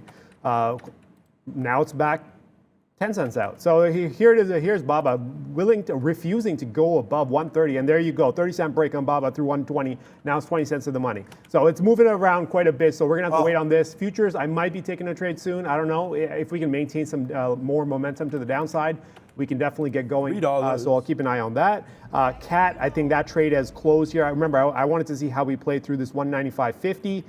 I want to get this trade, but I don't want to pay $194 to get it. I can put an offer back out there, but that's got to move back $1.50 for me to get in. I did not expect a complete reversal like this as soon as we hit that marker. I was hoping that we would slow down a little bit. That gave me a chance to get in. So that trade may be gone. That's an idea. That idea may be over. Baba is still in play. What else do I have? Cat, I think I just talked about, so we're going to have to remove Cat. I might just throw an order out, just maybe to get a fill later. What is everyone talking about? Moderna? Yeah, I mean, I'm actually embarrassed because we talked about that 350 level, man, and that we wanted that break, but unfortunately we have a $4 winner in Roblox right now as that's ripping to the upside, but we did miss this hole. This is what I was my trades aren't going to show up yesterday, but this is the short that I was waiting for, man. It breaks that. I mean, this is exactly what we were waiting for yesterday. Moderna breaks that 350, and now is just like, I am gone now to the downside here on mRNA. So, wow, what a beast that stock's turned out to be today. Down, straight down. I don't know what we're going to do with this one. Catch a falling sword? I don't think so. Maybe we get some bids here at 330 or so. That's 330 right there. That could be a bid area. But you know what's happening right now? Let's go AMD, man. We talked about, we're right here at 90. Bang, right here. We'll throw down the bang as we're going. Wow, $1.50 now in the money on Moderna. $4 now on Roblox as we're touching 134, man, off that 130 break. What a day, man. You know what? I love Neil, but honestly, man, I don't know. I'm just getting some of your vibes coming through here. We are just killing this right now. SoFi, we've only had 3 trades so far, man. SoFi, AMD, and Roblox, and they're all hot fire. What's the point of looking anywhere else, man? Let's just continue to rock and roll here. That's a call for Brendo. What's up, bud? ADGI, big mover yesterday on some COVID news, popping back to the upside here. Just took out that pre-market high on volume. 54.25, up 15% for ADGI. Yeah, I see ADGI. I see you at 54. 54? Yeah, that's a nice one at 54. The problem is, can they maintain the strength? Because we've been here before. And we have found sell-side volume in this price level or around this price point. Now we're at highs, obviously, but around 54, there's been some action. I'm very curious to see, can this stock withstand a sell move? Like, meaning, can you, if we were to come down below 54, can you actually withstand that and stay back above? If that's the case, I want to see that kind of a test. If we get that kind of a test and we stay above 54, I'll go to the long side, but I'm not chasing this to the upside. Markets taking off. Well, okay. So stocks taking off, markets not necessarily.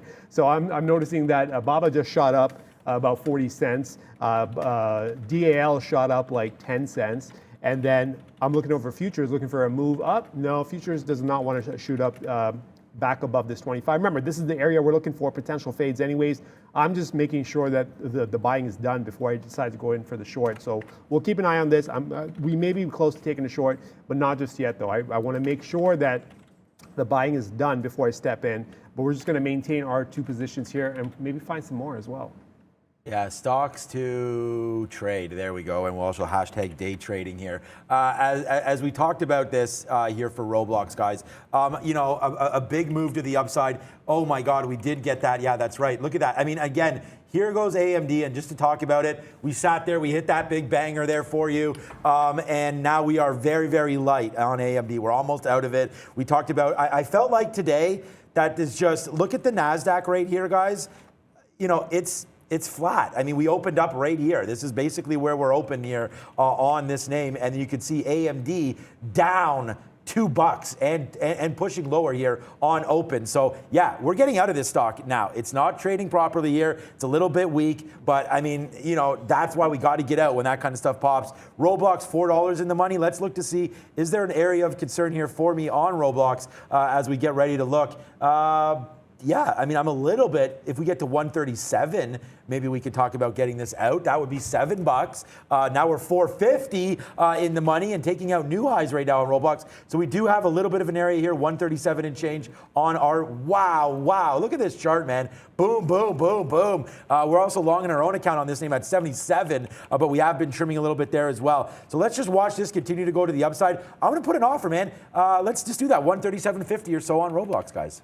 Yeah, another trade I'm looking at is MasterCard here. Nice little move to the downside off the open, which is now completely reversed. Ooh. And here we are sitting at 320, or just underneath 320 now. That's a nice little move from 314 back above 320. If we can stay above 320, there could be a nice little reversal long there that I want to play with. So MasterCard, it is backing off. That's the thing. It has to get above 320 and stay above 320 for this trade to work. We're not going to push anything. We're not going to rush it. Let it trade. If it doesn't want to go above 320, then there's no trade there. But for now, though, we're going to leave it be and just keep an eye on it. MasterCard and CAT. Remember, I mentioned CAT off the top here around that 195.50. Well, it was at 194. I was like, oh, the trade's gone. Well, if we can get back above and start to again taper off around this 195.50 through 196. The trade could still be on with 198 as your stop. So that's still on the table. It's just a matter of how do we do it And is the market going to cooperate? How's the market doing? Bouncing off this 20s. It doesn't want to go below 20, but it also doesn't want to stay above 25, which makes this a holding pattern. So we're just going to wait. That's all you can do. Wait. Are we going to break up or are we going to break down? If we break down, we potentially have a short on the table. If we break up, then you got to be a little bit more careful on how you time this and how you kind of position this, because I'm not sure where the stop on this would be to the upside. So I'll keep an eye on this. Look for a stop there as we go to Brendan. PPSI, another one that was a big mover yesterday. This one getting increased attention on social media, guys. Decent size short position in this stock. There's also a little teeny tiny float. So PPSI, you can see big move up yesterday to 10, testing 12 right now for this one. Damn, Baba, just complete reversal. Oh, okay. Upside for Baba? Yeah. Wow, that doesn't happen too often. Yeah, so they took a shot at 330. They try to run it back up after initially breaking down, and then it took 129 with some stops, and then it just turned right around to 131. This is probably going to get stopped out. That's probably going to be a $1.50 hit once we get out of this. But now I'm looking, what can I do on the flip side? Can I flip this trade around? I'm like, is it worth the risk? Because if I go long at 131, where do I put my stop? I would think that the support's going to be somewhere around 129.50, but I'm not sure what the upside for this is. So I think I'm not going to reverse this. I will let it be. We'll just take the hit and move on. Dow, it's doing its thing. It's at 36. It's inside resistance, so we can be perfectly okay with the way that's trading. It's just Baba's concern, the way it moved anyways. So futures, nothing happening on the futures. And what else we got? Nothing else. Sean, how's your Roblox position going? It's just doing something like this. Money. Yeah,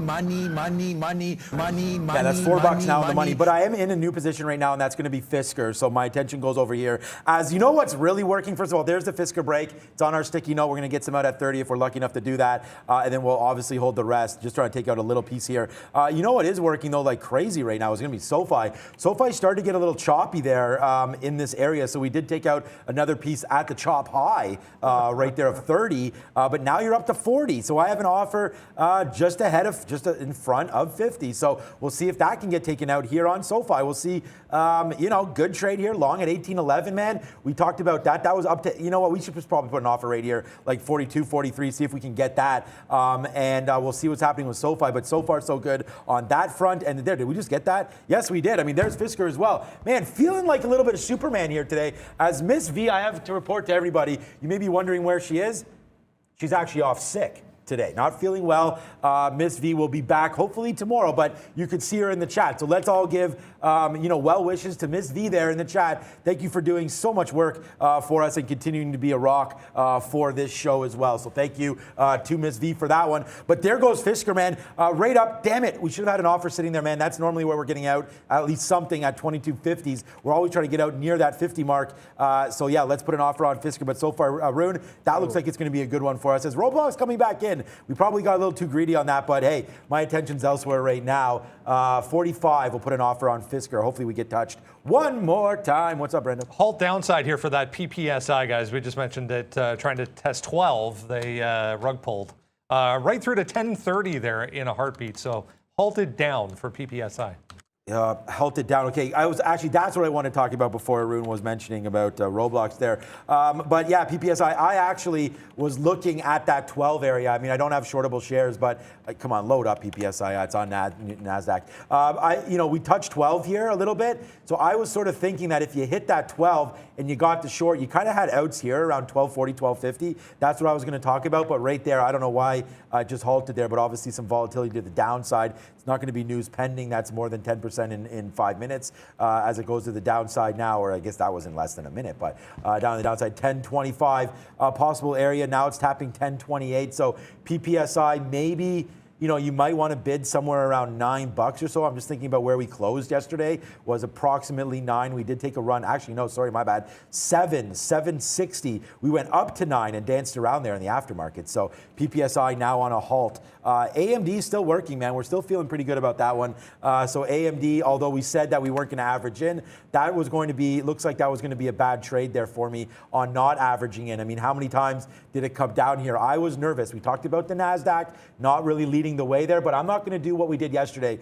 like I got out of everything and then we didn't have that monster winner. This is still a nice win for me, but could always be bigger and better. So let's wait to see if this one wants to move to the upside. SoFi, back to 33. Missed that opportunity. I'm still at 48 for that one. And then obviously our Roblox is still kicking, and then Fisker all the way back to flat, man. Missed up. Oh, we did get that 40. Okay, we did get that 40 on Fisker. So I was like, missed opportunity, but we spike up there to 40, and we just got printed at 40. So we only have a third left of this Fisker position. I like it though. Let's see where we go with this one. Hey man, 1, 2, 3, 4 trades today, and we're doing pretty good, Arun. Yeah, that DAL position is coming back in now, so that's expected, I guess, in a way, because we're right back at resistance. You were expecting that to hold on to your position anyways on the short side. Now it's a penny in the money. So we're waiting for this to actually break down. We just need a breakdown. We know we're at resistance. We know we've got backing for this short. It's just a matter of when are we going to get this breakdown, or are we going to grind through? That's a question that remains to be answered. Man, I am eating my words on ADGI. Brendan called it at 54. Sean, it halted at 63. 63.26 is the last trade, and it should be opening up in about a minute or so if it's a 5-minute halt. Projection right now, though, to open pretty much where it closed, which is not a good thing, because if it's done 2.7 million shares, it's ran up this high. We would expect that auction price to be a little bit higher, which means momentum is still carrying. If momentum isn't carrying, at what point does this fall off? I imagine you got to pay for shorts. I'm not going to get involved. I'm not paying for shorts, but at the same time, it's just one of those things where it's like, damn, that was quite the run. Even if you caught it at 54, I wanted to see some action before I get involved. I'm not going to just step right in on a stock like this as it takes off. Brendan? Positive earnings yesterday. We talked about it for Li Auto, guys, just testing yesterday's high and 36 here. So volume coming back in 4% on the day for LI. All right, so apparently we opened at 63.29 and now it's at 67, 60, and we're talking about ADGI. It's at 69. It is going nuts. So momentum is still carrying, but it opened where it closed, which makes no sense to me. So no one wants to put an order to get long on the open. They want to do it after the market opens, or the stock opens. It's about to hit 70 soon, so wow. Brendan, damn, nice call. 54 long. 70 is where we're at right now. 73 now. Okay, I'm going to stop calling it. You guys can pull it up on your screen because this is going absolutely nuts to the upside. Yeah, and XPEV right now looks like it wants to take out 54 as well, just motoring on that Li Auto. I mean, what a great move up for XPeng today, up 5 and a bit %. So don't sleep on any of these names, my friends, either, as this is going to take out 54 bucks. Quick look here, Pfizer tipping out. And I talked about this. Remember, we talked about this off the open, Arun, that I liked Pfizer, man, and I just should have been buying those dips off the open. Wow, 52 bucks up to 53.60. This name, Rip City, as well today. Wow, what a good day this has been, man. I woke up with some notes on my phone from CNBC. It's like, oh, Dow down 4 bills, this and that. Like, I was like, oh my God, here we go. This is going to be another disaster of a day, but it is not. It is not even close to that. As a nice move up for Pfizer, I think we take out this high as well, and that's a good opportunity to get long in this name. 54, basically 53.60 up to 54. I think we could do that. So let's try to test our luck with PFE here. Just a new position. We've been doing really well on these other positions, so we're not gonna go too crazy. But if we can get a 53.60 break, we'll try it. We're not going to cross up too much. We'll cross up a couple pennies here to see if we can get that 53 and change. But if it does dip back down, we'll see about picking something up around here, 53.10, 53 teens. If we're lucky enough to get that, then that should be pretty cool. And we'll see about that trade right now. AMD, like, let's just go, man. What's up? We'll just keep on throwing Miss V on here because she's not here. I hope she's in the chat there. Yeah, oh, there she is. What's up, Ms. V? I hope you heard those words of mine before. 53.60, looking to go. Ms. V doing the work, like amazing. Not feeling well and still part of the team is incredible. AMD, there it is, man. Back to basically days high. I mean, if we take away some of this pre-market trading, there it is, man. I feel like this is a carnival, Arun, as we just keep on going to the upside. Roblox, $4.50 in the money right now. SoFi ripping up 20 cents. AMD, $1.70 in the money as we go, man. This has just been like such a great run here in this market, and I hope you guys are also not only just enjoying the show, but having some luck with your trading today as well. We talked about it, and if you're not having any luck, again, and this is going to sound like self-promotion because quite frankly it is. This sticky note we have. Watch out for mRNA, man. Like that was what a great break that was at 350, right? I didn't even look at Tesla yet, but that 1120 level we took off in the pre-market. You know, buy all these dips, man, in AMD. We talk about that. If you just did that today, you're up $3 on this name. Fisker 2220 break. I mean, we just got out at 40 on that one. Roblox, buy the 130s. That's $5 in the money. SoFi, buy the 18s. I mean, this is, please, I would like to run a contest, but please just retweet this if you can. You know, let everybody know what you're looking at, because those are some, you know, again, I'm here to try to help everybody out. Arun, honestly, the cash cow that is AMD. I mean, it's at 163.80 right now. Yeah. We are long. We are $2 in this. And look how this Roblox chart looks, man. Still going, damn. Like, it gives you that VWAP there, and then it's just like, peace. So I don't know about this one, man. I mean, we are getting super elevated now in Roblox, up 5%. I mean, can it go more? Yes, it can. Yes, we can. Up to 137. So I'm putting my offer there. It should be there right now. It's not. I'm going to put it there. 137 on Roblox. If we can get that tick, man, I'll be as happy as a pig in, you know what? And let's just take that out for $7 if we're lucky enough to get that, man. Roblox right now on one up to 137. Let's see. That's my target. Yeah, I see the chat talking about Apple here. Apple absolutely going nuts, up 1.2% now, and has taken off from 160, now above 162. What am I looking at? This high here. Let me zoom this out. Oh, I can't. Right here. It's about 162. It was an aftermarket high on the 24th. It was a 162.20 something. It's aftermarket. It shouldn't mean a whole lot, but as long as we can get above that and stay above that, I think there could be a long, it's a multi-day break to the upside. I think in terms of resistance, what do you have? You don't have a whole lot. Maybe that 63.50, but again, as long as you can control the trade, control the risk on this trade, there should be a trade to the buy side on that. So there's one, that's one trade. And the other one I'm going to talk about, oh man, a lot. So there are going to be some people that may not like this read. It's going to be, actually I want that chart later. It's going to be AMC, 36 on AMC. If we get underneath and stay underneath, now we're trying to get underneath. If we can stay underneath, I might go ahead and go for the short here below 36. You see the way it's been working this zone. They're trying to support it around 36. If you lose 36, I'm gonna go for the short. So we'll see how that plays out if that ends up happening, but it does need to kind of work its way through, right? So just be smart about how you get in if you decide to go for it. Futures absolutely ripping to the upside, which makes sense. Apple's taking off, so futures going too. Brendan?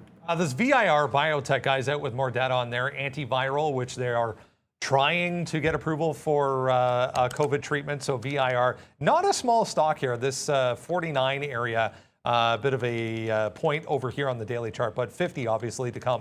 Up 21% again today for VIR biotech. Oh man, you know, just looking at this right now, Ethereum is going off right now as well, man. Some cryptos getting back going. We bought some yesterday. We bought some BTC. I thought that was a good call as well. But here we go. Brendan always talks about these cryptos, and there we go to the upside right now. And still trying to make moves here is Ethereum.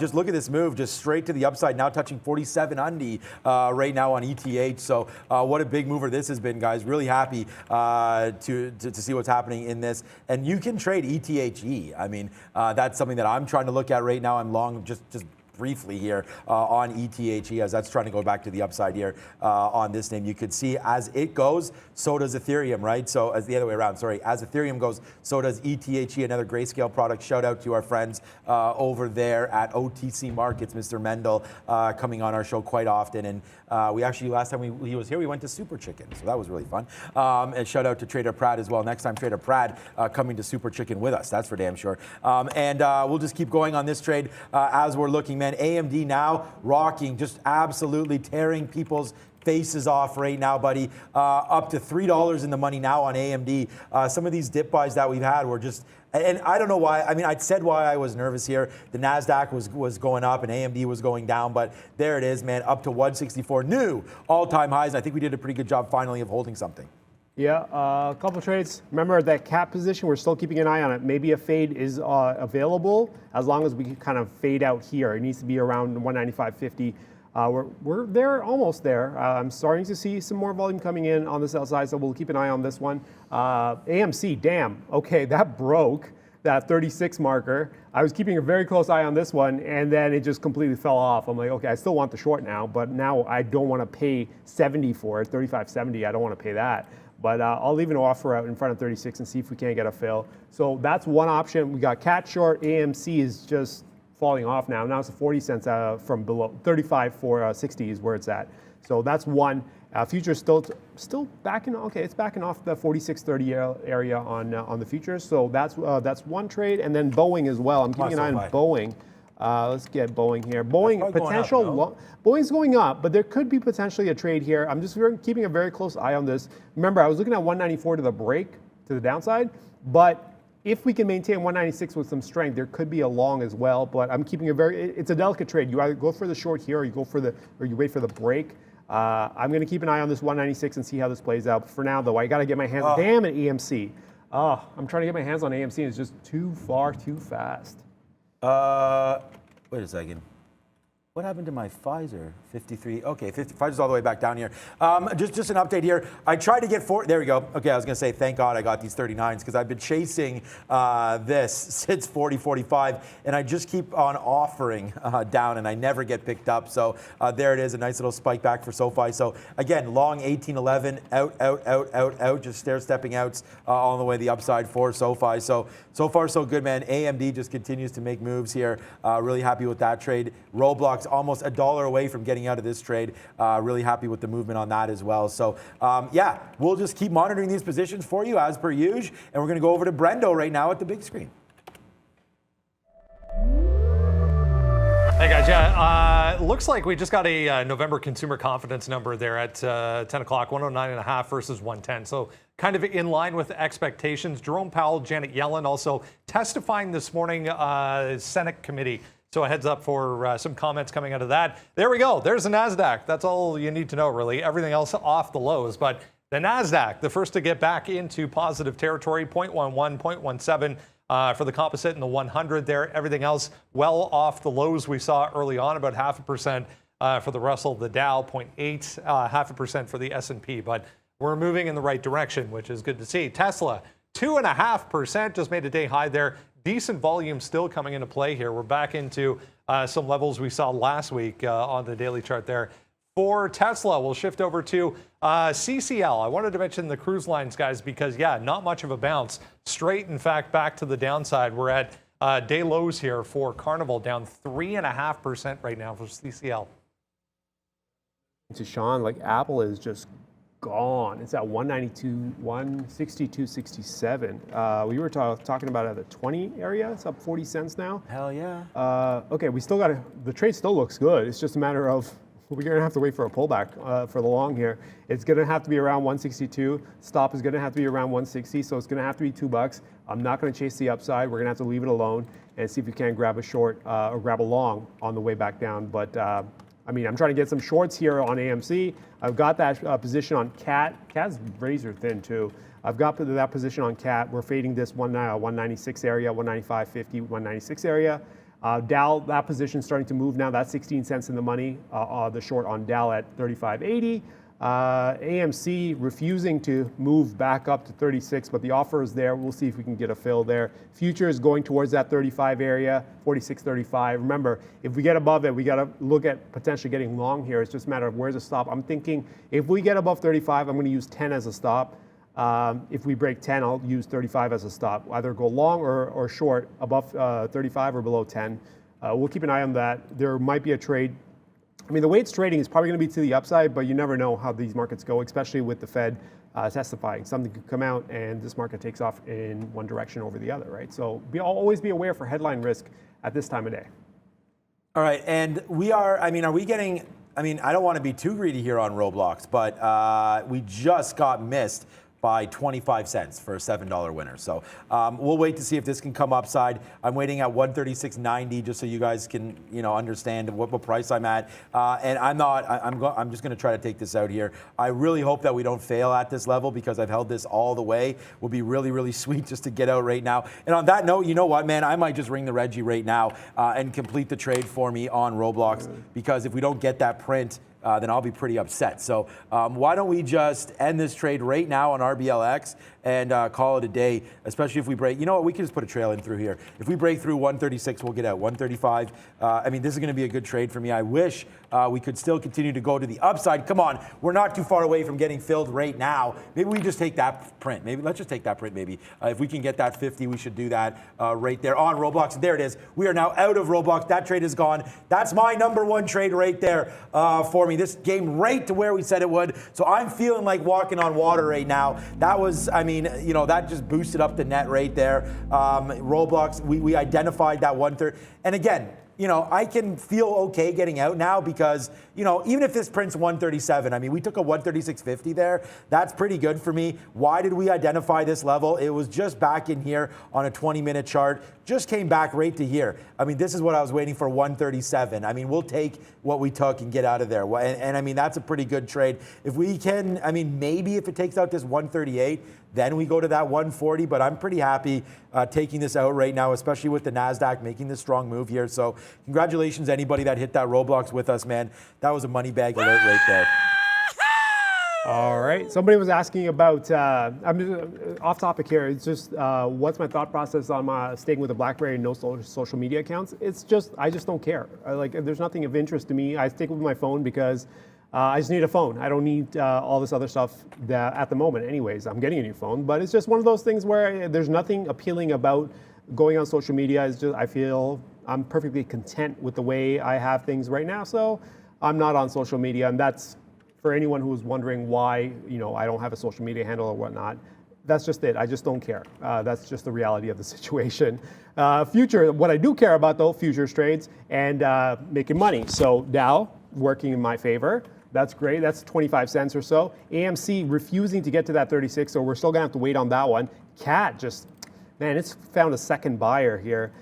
We're still in resistance, but it is taking off here a lot more than I would have expected at this point.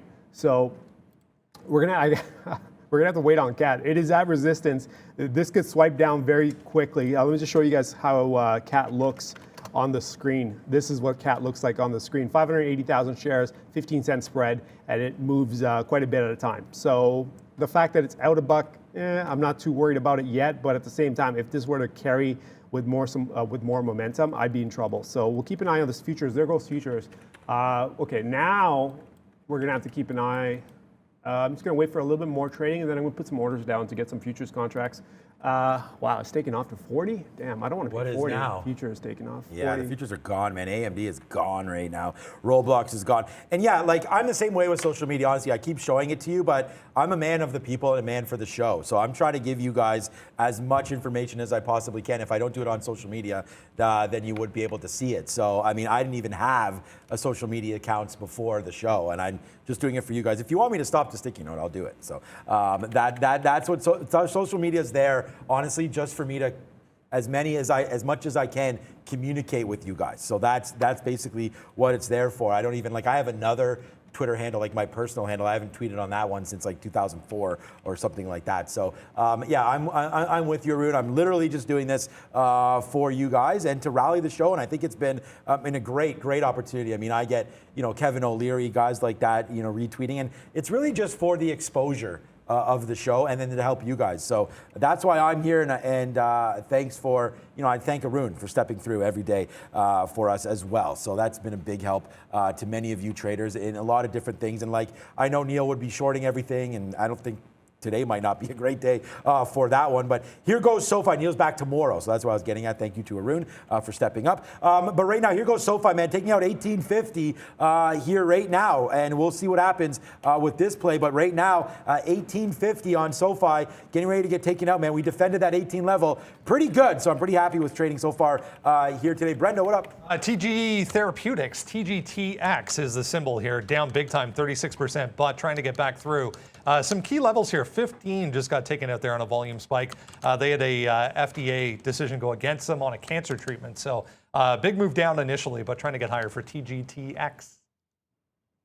All right, man, futures gone. Let's go. Are you in that yet? No, I've got bids down, but I'm trying. It's a few points away.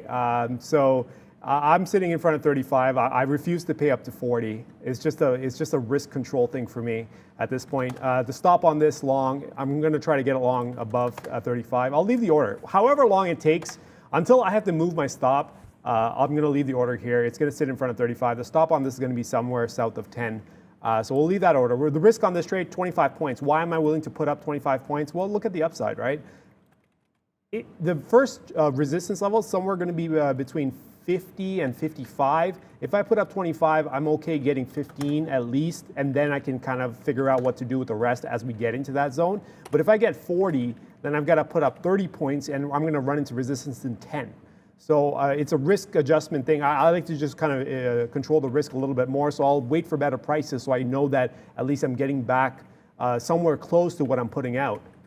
So for me, 35 is that cutoff there. So I'm not willing to step up from that price point. Of course, if we break 10, we're going to have to take the hit and then figure out what to do as it moves through that 05 area. But for now, though, the long is in play. Apple's taking off, which makes perfect sense. Apple is one of the biggest weights in these indexes, not necessarily the S&P. It is big in the S&P, but it has a lot more weight in the NASDAQ, and you're seeing it in the NASDAQ futures. Let's just quickly take a look at the NASDAQ futures, up 0.33%. When Sean was talking about it earlier, it was just, down 0.6 or 0.16 and whatnot. It was going sideways around that 16,350, and then once we got above 16,350, held and just took off, and here we are at 16,450. So 100-point move in the NASDAQ futures, and you're seeing that move obviously make sense with the way Apple's moving. AMD is a big name in the tech world as well. Let's take a quick look at the other names. What do we got? Softy. We got Apple's up 2.2%, Tesla's up 2.6%, Microsoft and Amazon are up as well. I'm giving you those names because those are the top weights. Those are the big weights that will move these indexes. So it makes sense to keep an eye on those names as we keep on trading after 10 o'clock. Yes, sir. And we've averaged into Fisker here. We're going to see. Fisker took a dump down there. It was nicely positive. We took some nice shares out, but now we're averaged back in. We took out 2/3 right there. Now we took another position. Now we have the same amount of shares that we had initially downside. So I'm not going to give this one too much past this 79 area. We break past this 80. I'm just going to get out of here. Fisker not. I mean, we'll see. It just looks right now like it's not trading properly. So we'll wait. We'll wait hopefully here on Fisker and then see where we go on that name. So far not so good on Fisker. So far so good today, but we'll wait on this one. We're long at 99 now as it just bumps back to 94. So I still think there's some obvious movement to the upside on this name. SoFi still at day's high, but still trying to get through this 1850. Let's try to find some more names here. Thank you for all the kind words on the chat is great. PPSI, I was looking at a 1050 break on this name. I mean, we did have that halt. It went down and touched 980, which is yesterday's sort of support where we got in the aftermarket there. And then the pre-market today, we were down here as well. So let's see PPSI on a break of 1050. We're going to go long on that break, and we can give it back to 10 or even back to here like 975, something like this. Some of these bottoms will give it some work. So we'll see PPSI. Here it goes. Looks like it wants to break. We're going to take a long through 1050. Hopefully we just get filled. Hopefully not everyone. Oh, it's starting to go.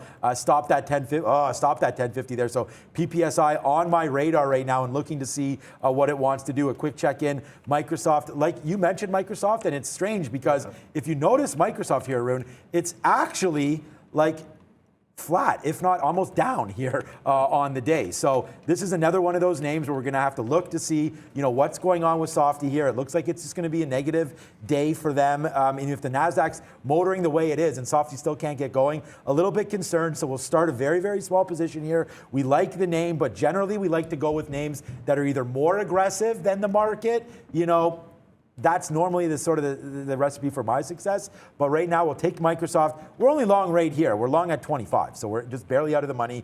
Any dip buys into here, 36, 336.70s or so, I think is worth buying, but we're not going to let this thing drop below 36. So we'll continue to dip buy these Microsoft trades and see if they can work out. But you see the NASDAQ pulling back in. AMD, we let that thing run all the way to the high side now. Again, this is a smaller position. We got them all out. I didn't believe in it, unfortunately, so that was a big out for me. But right now, we'll see if it can hold, buy Microsoft dips, and then worry a little bit about this AMD. Yeah, so I stepped into that long I was talking about on the futures there. I caught it on the move down. Here we are long, 35, 36 is where I've got my entry. We're trading right there. So I'm putting up 25 points, see if we can get a move towards 50. That's the target, that's the goal. If it moves down, that's fine. If it gets to certain prices, I might start buying some more. But for now, we're just going to leave what we've got as this thing trades. So here we are waiting for this one to kind of work itself through. And the thing with futures trades, and I just want to point this out, these things at times take forever. Because the range is so wide that I work with that it might take a while for this trade to work out. We might run out of show before this thing even goes in the money. So we'll see how this plays out, but I am waiting for this market to kind of catch into a little buy, like a dip into I guess I'm dip buying essentially. That's essentially what I just did. It's set up nicely. I'm going to go ahead and take the long. We'll see how this plays out. Dow starting to stall out around this 35.50. What do? I've got to keep a very close eye on this because we need to get below this 35.50 because this is where we hesitate in the pre-market. Now, I was open to the idea of fading this close to 36, but at the same time, I have to respect the fact that there is some buying around 35.50. So if we can't maintain sell side presence or sell side pressure through that 35.50 area, then I got to move out of the way on that. So that's one. We're still waiting for AMC fills in front of 36s. That again might take some time. If we need to wait, we'll wait. CAT is coming back in now. This is expected on CAT. You know, I mentioned to you guys earlier, CAT's one of those thin names that it's got a 20-cent spread.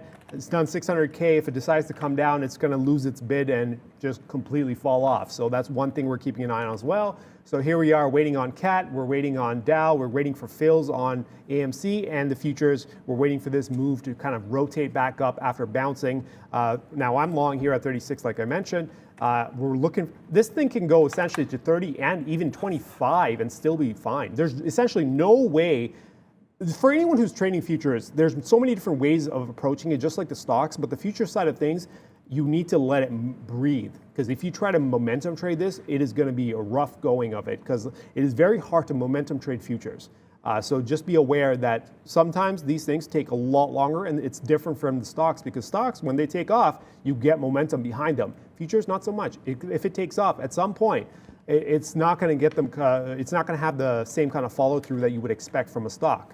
So just be aware. It's probably an accessibility thing too, because futures require so much more margin. So that's one trade. So we got what? 2 shorts, 1 long. So I'm short Dow up 13, CAT down 25, and futures up just under a full point here.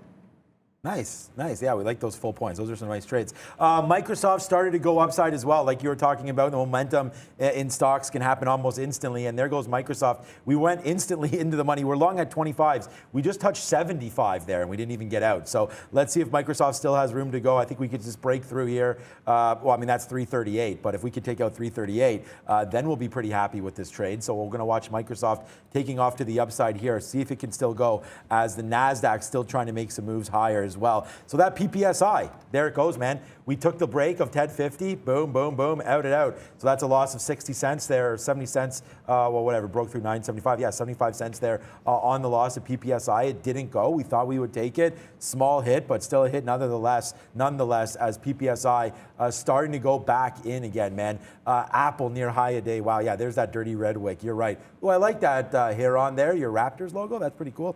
Okay, so that's PPSI. Yeah, nasty on that one. We got out of the way of QLGN yesterday, not out of the way of PPSI here today. Fisker starting to make some moves back up to the upside. There was another name I wanted to look at. What was it? Oh, yeah, Moderna. Moderna. So, yuck. Big move to the downside. I feel bad that we missed that, but we did miss this one to the downside. We talked about a 350 break.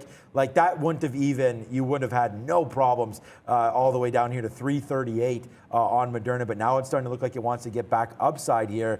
I don't know, though. Well, actually, yeah, right there's a good look. That's still 350. Okay, so we still need some room to go here on Moderna. I'm not really thinking anything too much on that name. What I was looking for, and I think I might have missed the opportunity. Damn it, we did, man. Pfizer came right back in. We talked about buying this at the low 53s and just got distracted. So that was another great opportunity I feel like that we missed right there on Pfizer back to 53 and then right back now to day's high. So as Moderna starts to rip, so does Pfizer back to the upside there. I don't know what your NVAX is doing, but that's another name to look at. SoFi. Right now, I feel like even though it's 10:20 and the markets hasn't even been open an hour, I really think a lot of these moves that we've already had have either stopped or they're just thinking about and I know you're in the future, so you're probably thinking something like the same thing here. I hope that we're not done right now. The NASDAQ's kind of just stalling out a little bit here, and some of these plays that I have on board just don't really seem to be doing much. AMD, making these bottoms now, trying to go back to the upside. So that's another name that we'll look at. Apple has just been fantastic. Wow, 163.68 right now. Unbelievable. I picked up my kid from university and I was like, man, I hope you're buying those Apple dips. And he was. His last buy was at 140 or something like that. So that was a good one, man, as Apple just continues, to say, move over, because this name's strong. XPeng strong today as well. Roblox, I just saw what Roblox is at.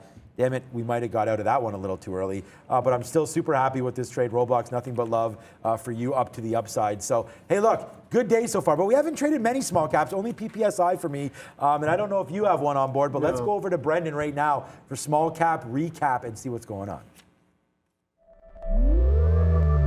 Yeah, volume across the board, guys, pretty light so far today, even with some of these small caps you can see on this FWBI. We're already dying off here on the volume side of things. I was mentioning before the open, there seemed to be a bid that was kind of walking it up to that 280. As soon as the market opened, that bid went away, and this thing gives you a good 60 cents or so straight to the downside. So it doesn't get much cleaner than that if you're looking to fade something.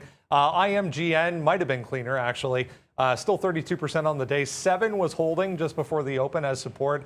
Couldn't get through 720, just stuck in this range. The way it broke down through 7 on significant volume got me involved right away, just versus that 7. So, I mean, you're risking 15 cents. This gives you $1 and change to the downside on IMGN. Great move as well. And the CPIX, yeah, I knew this was going to happen when I got up here to talk about it. It's going to fail up there at 480. 480 to 5 on a daily chart. Really significant for this thing. So if it does get into this area, I was going to add a whole bunch more. I've tried this a few times, kind of lightened up, added more, lightened up, added more. I feel like this does fade. I'm not buying this move up for CPIX, guys. So update, Dow, that short, I've dumped the Dow short. I'm not a fan of what's happening in front of these 50s.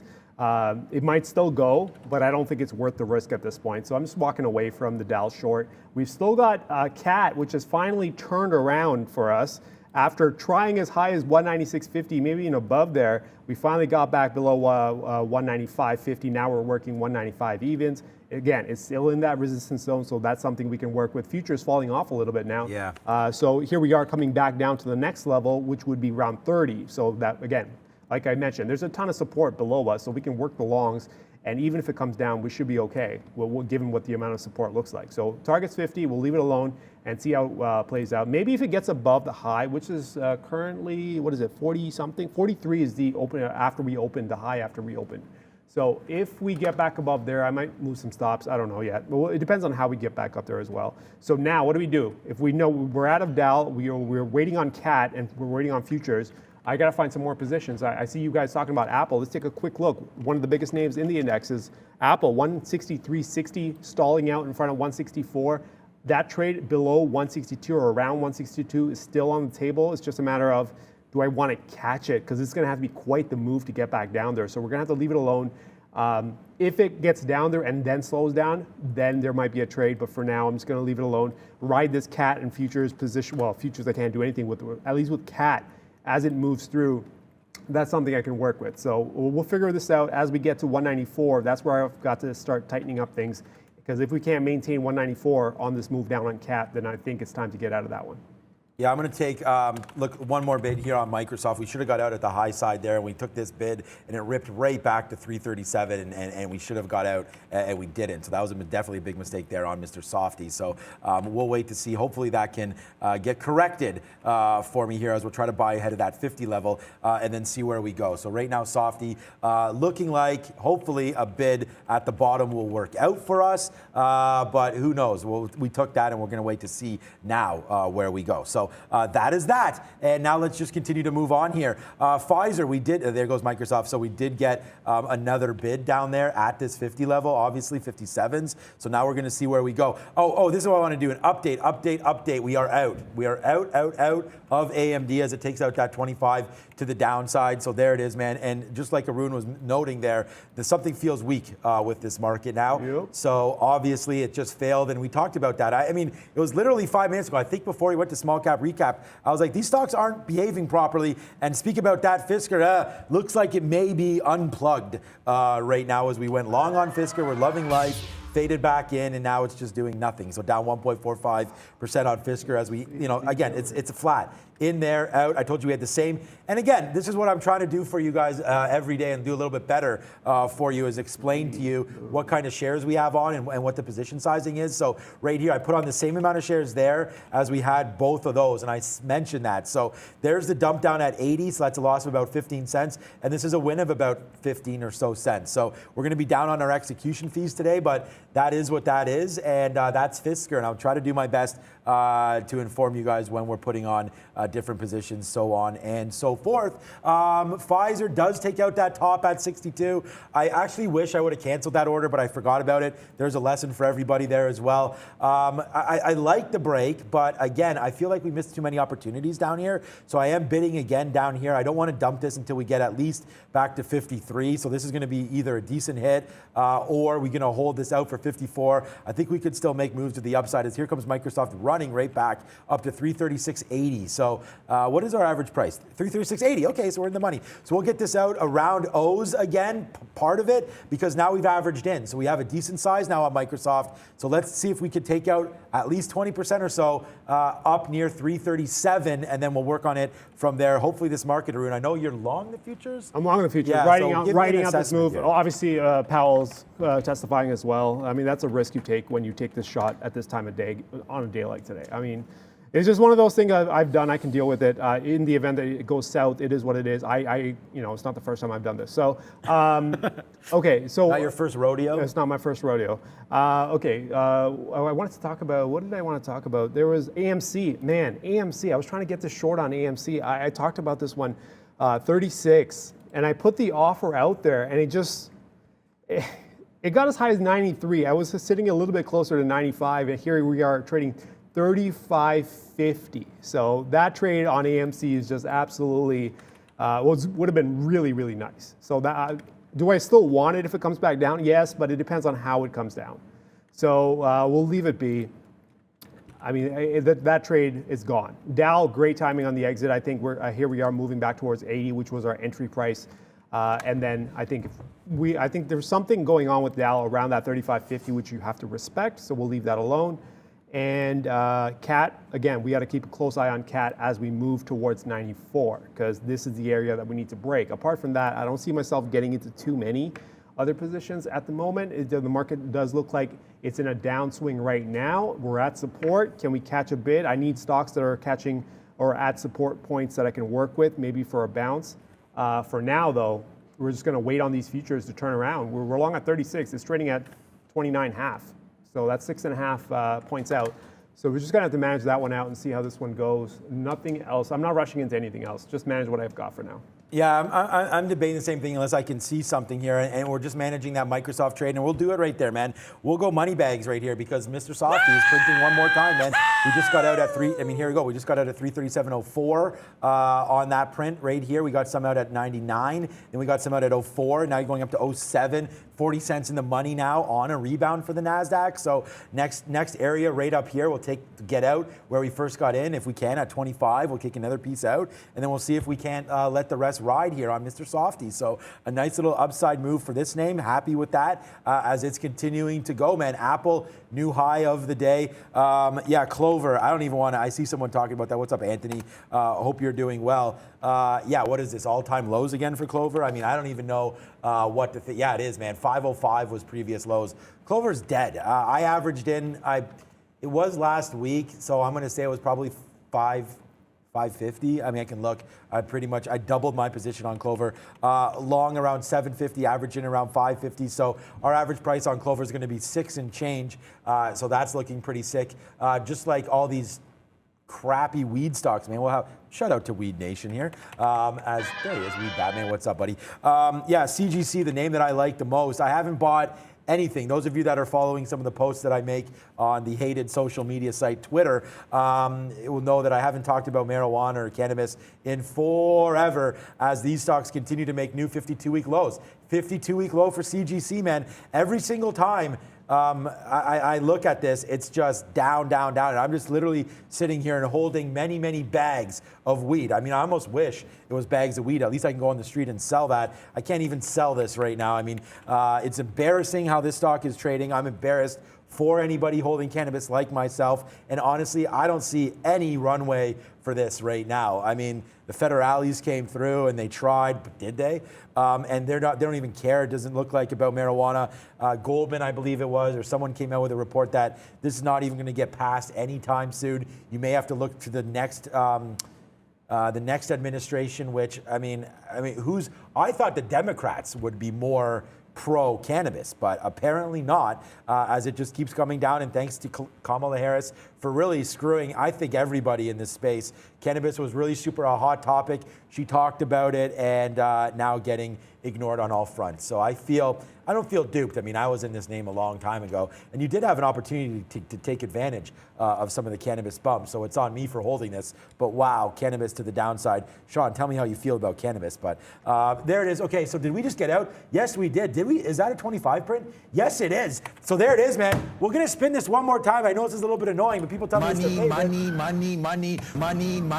So we are now at the highest spot we've been at all day, man, despite having, we're only down on one stock, man. It's Fisker and PPSI. So we're laughing right now. Hope everything is going well. Let's go with Brendan. Another therapeutic company just popping up here, MCRB, which is Sarah's Therapeutics. They had a favorable data come out on a antibiotic-resistant infection treatment that they were working on. So back to recent highs here for this MCRB, up 15%, guys. It's 10:30. All you need to know about Europe. I mean, shout out to Miss V. I hope she's feeling better and will be back with us tomorrow. Miss V, if you're joining us right now, off today because she's not feeling well. So we usually check out how Europe is doing. It's a mixed board over in Europe with 1 hour left as well, guys. Yeah, as future snaps back up. Look at now, this. a nice little 7-point snap up on the future. Someone mentioned Apple doesn't care about the futures. Given that Apple is one of the biggest weights in the futures, and I see Apple doing what it was doing, I was looking around to see what was holding it down. Because if Apple's got a 10% weight in the NASDAQ, right? And the next, a 10 or 11% weight in the NASDAQ. So the next one that I would have to look at, if the market isn't taking off when Apple is, that means, is it Microsoft that's holding it down? And Microsoft is strong as well. So there's something. No, that's the Microsoft chart. Give me the Microsoft chart. There we go. Not as strong as the Apple chart, but at the same time, something is holding down the market as a whole, because now if Apple's taking off, it should drive the market with it, right? Forget about Powell and everything else. It's just in terms of weightings, because each component has a weight, and Apple has the biggest weight. So Apple should be able to drive up these markets if it wants to. Okay, back up to what I was talking about, XPEV. Man, XPEV was, I just saw it flash up, and I was like, wow, it's up 6%. Then I looked at the chart, I'm like, okay, we're getting to some nice little levels to work with here. 55 is what I'm looking at. If we get above 55, there could be a nice little trade there. North of 55, using 53 as your stop. That's your trade.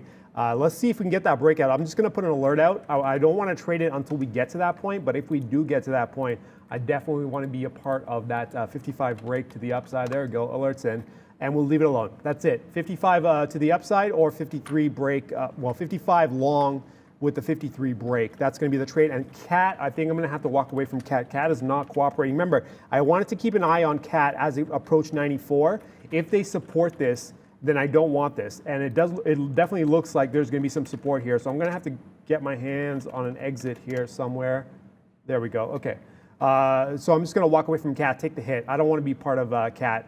Given the way it's trading, given I know what I was expecting around 94. Yes, it was at one point, it was like 70 cents in the money. It was out $1 and change and was in the money by 70 cents. And now I'm taking like a 50-cent hit. I'm perfectly fine with that. Sometimes you just got to control risk. If things aren't working a certain way, even though based on your read, they should be moving us, then there's a problem there. So For me, CAT is going to be the move that I'm going to make away, or I'm going to take away from that. And futures, that's all I've got left now. I'm long 36. We held it as it went through 25. Stop on this is 10. And here we are working 40s. Like I said, once we get above these highs, which is 43 and a quarter, I think, 43 even or 43 and a quarter. Once we get above that, now I can start tightening up the stop if I need to, because I know that if we get above the high, we should have enough momentum to carry us at least at 50, so we should not fall back down. So it won't be a super tight stop, but it will be a tighter stop, just so I can bring up the risk from 25 points to something smaller that makes sense. I'm not bringing it up just because I want to bring it up. It has to make sense. Otherwise, you're just wasting money by bringing up the stop and not letting the stock breathe, or in this case, the futures contract breathe. So we're just going to wait for these positions to play out, maybe find something new if something sets up. Right now, do I have anything? I'm seeing maybe snow. Let's take a quick look on ADGI. Ooh, snowflake. Is that what you were mentioning? Yeah, I was going to say snow because I saw snow was down 1%. I'm like, that's one to look at. ADGI, what is this doing? Well, went as high as 73, and here we are 63. 9 million shares, 50-cent spread. Probably not. Let's take a quick look at snow. Wow, snow's a $360 stock with a 70-cent spread. Okay. You didn't realize that, eh? No, I did not realize that. I'm actually, thank God I'm long Snowflake around 240-ish, so that was a good trade for me. I thought that was baby Palantir, but the way that's moving makes Palantir look like a joke. Microsoft, dollar, take it, spin it. Money. So we took out that dollar on Softy, man. We defend that bottom again, and we take it and just defend it back to some of these pre-market levels, and it worked. So there it is right there. We talked about getting out at 336, so that would have given me about 70 or so cents on the average down price worth of risk. So we're in the money $1. We take that on Mr. Softy right now. We're back to the high of the day. And look what else is happening on Pfizer. Let's go cowbell action on that one. We should have bought the bottoms, but we didn't. We take Pfizer out at the high of the day, and now it's 25 cents in the money on that one. And we took one piece out at 75, and we just touched, 20 cents in the money. We just touched 85 right there. We're long at 62, so 23 cents now in the money on that name. I would have thought with a nice rebound today that a stock like a Disney could have been rebounding, but it doesn't appear to be. SoFi right now. Okay, SoFi, I see you. You touch low. Let's take a look at Fisker, even though I'm out of it. Yeah, see, so we get dumped out there. Fisker goes a little bit lower, and look where it bounces, right off pre-market lows, or I guess that's not the pre-market, right off the opening lows there and pre-market lows. So let's pay attention to Fisker if it gets back down to this area. Go, young man, go! As Softy right now, man, starting to take off a road. That futures position looking mighty juicy. As is Microsoft, now up plus $1 on that one. ADGI cannot be stopped, up to 64. Starbucks, shout out to Miss V, 111, not really doing anything. My eyes are up here because I'm just looking at some of these other, NVIDIA negative on the day. What's happening with AMD there? So we got out of AMD, we were pretty happy with it right there at 163.20, and then it goes back up to 164. Man, we were happy with that as it saved us about $1. But right now it's coming back in. What is happening? Microsoft falling off here. Did we just get something? I think something just hit there, Brendan, because the futures, wow, we were just celebrating Microsoft. Look how fast this can turn against us. We need this news ASAP. The futures falling down. Brendan's on it. This is what we're here for, guys. Let's find out what just happened. The market, Arun, literally just cracked. I'm going to take another shot on Microsoft. Yeah, I dumped the futures position. That's exactly why you moved your trailing stop. Brendan, what's up? The Fed's inflation. So this is comments from Powell. It looks like it's time to say goodbye to the term transitory when it comes to inflation. So a few comments coming out, guys. Remember, Fed Chair Powell and Janet Yellen both testifying in a Senate committee currently. So I'll keep an eye on these. Yeah, I dumped the futures position on that flip back down through that 35 area. Remember, I said I was going to tighten up stop if we got to new high. We took the hit. It was like a 3-point hit. I'm done. That was it. That was the only trade I've got. So now we walk away from this trade, having taken a 3-point loser. What do we do now? We do nothing. We wait. We know there's potential support still down in the 10s, but given this news and given the way the futures reacted to that, we're gonna have to wait to see how the volume comes in. If it picks up on the sell side again, then you got to look for the potential short below 10. If it kind of loses momentum, then you can say, you know what, there could be a nice little long in play as well. So the long could be back on board if we get back below 46.25. So I may just have to reprice this trade in the event that we turn around, but you have to respect that kind of a move. That's why you move trailing stops. That's why you protect yourself. Otherwise, we would have to leave it at the 50-cent move or the 25-point original stop, which would have made no sense after we put in new highs. Yeah, that's not the nice word that they're looking for there with the transitory. So we're going to have to wait to see. We'll take one more stab here. So we got out of Softy as it breaks through that 335.80 area, and then it just down ticks one more time. So we're going to see if it holds 335. We are going to be negative now. I mean, we were loving that Microsoft trading. We were just talking about it. And all of a sudden, I started to see AMD roll over, and I was like, what? What is happening? Then we saw AMD and NVIDIA both start to roll over. Now look at this one. Futures going to. Great, yeah, that's exactly why. And then now the futures are going. So good exit by Arun. We're not going to be married at all to this Microsoft position. We don't need to keep trading stuff that's going down, but we'll see. Maybe this is an overreaction, but this is what they were looking for. So I'm a little bit surprised by some of this. But let's go over to Brendan and see what he's got. All right, further comments here, guys, from Fed Chair Powell saying the risk of higher inflation have increased, and it says it still believes most of the inflation surge tied to the pandemic has surpassed us, but the risk, they're saying, is higher, obviously. Okay, well, clearly the markets react because when that came out, the market snapped up 7 points. So it's going to be word for word now what's coming out of Powell's mouth. So be aware is the only thing I can say. Yeah, I agree with that. Just be careful. I'm flat, no futures positions. I thought about getting back that long and going back to the long side, but I think no. I think the risk is too high for a shot, given the way we're moving around. Not worth it. Not worth putting up that kind of capital in a situation like this. Save your capital for another time. Damn it, AMC. I got to move this chart off. AMC now at 35.25 after breaking through that 36. So that's one trade that was missed. DAL still going through, so that was a good out. I'm still looking for new trades, but I don't want to rush into anything given how the market's going. So maybe, you know what, I might slow down. I'll pay more attention to the chat. You guys throw out some names in the chat. I'll take a look at the charts. Maybe there might be a trade that I can find for myself as well. Yep, perfect, great. And you guys heard that, man. So pay attention to the chat. Arun will be over there with that. I just took out some Pfizer right there. Pfizer had no reaction whatsoever. It was like, okay, so we'll take another piece out in case this is a late mover on this news. So let's get out some Pfizer right now, and we'll see what happens as it's 10:40. We did pick up another piece though down here. We did pick up another piece of Microsoft. It goes. Did that? No, that didn't happen. I would have got out. Where's my offer? Yeah, 336.15, so that never happened. So Microsoft did not bounce all the way back to the upside, but you're seeing it's now coming back down. So you did get that wick down to 335. So as you guys know, we talked about that. That's a trade that I love when you get blown out and then you wick the bottom. Would have loved to see that as it comes all the way back to the upside. So that's why we're long. We're going to try to pick up another piece down here if it can come through. And then my out is going to be right here, 335, 336, like right in the middle here, 336.15. We're waiting for. That'll be a 30 plus 15, a 50-cent win, 45-cent winner. If we could get that, we'll make back some of this micro. Yes, sir. Let's go. Come on, Softy. Let's make back some of that cash that we lost on that dip down right now. So if that can go, it can go great. If not, man, a 335 dump off. That's where we're going with that one.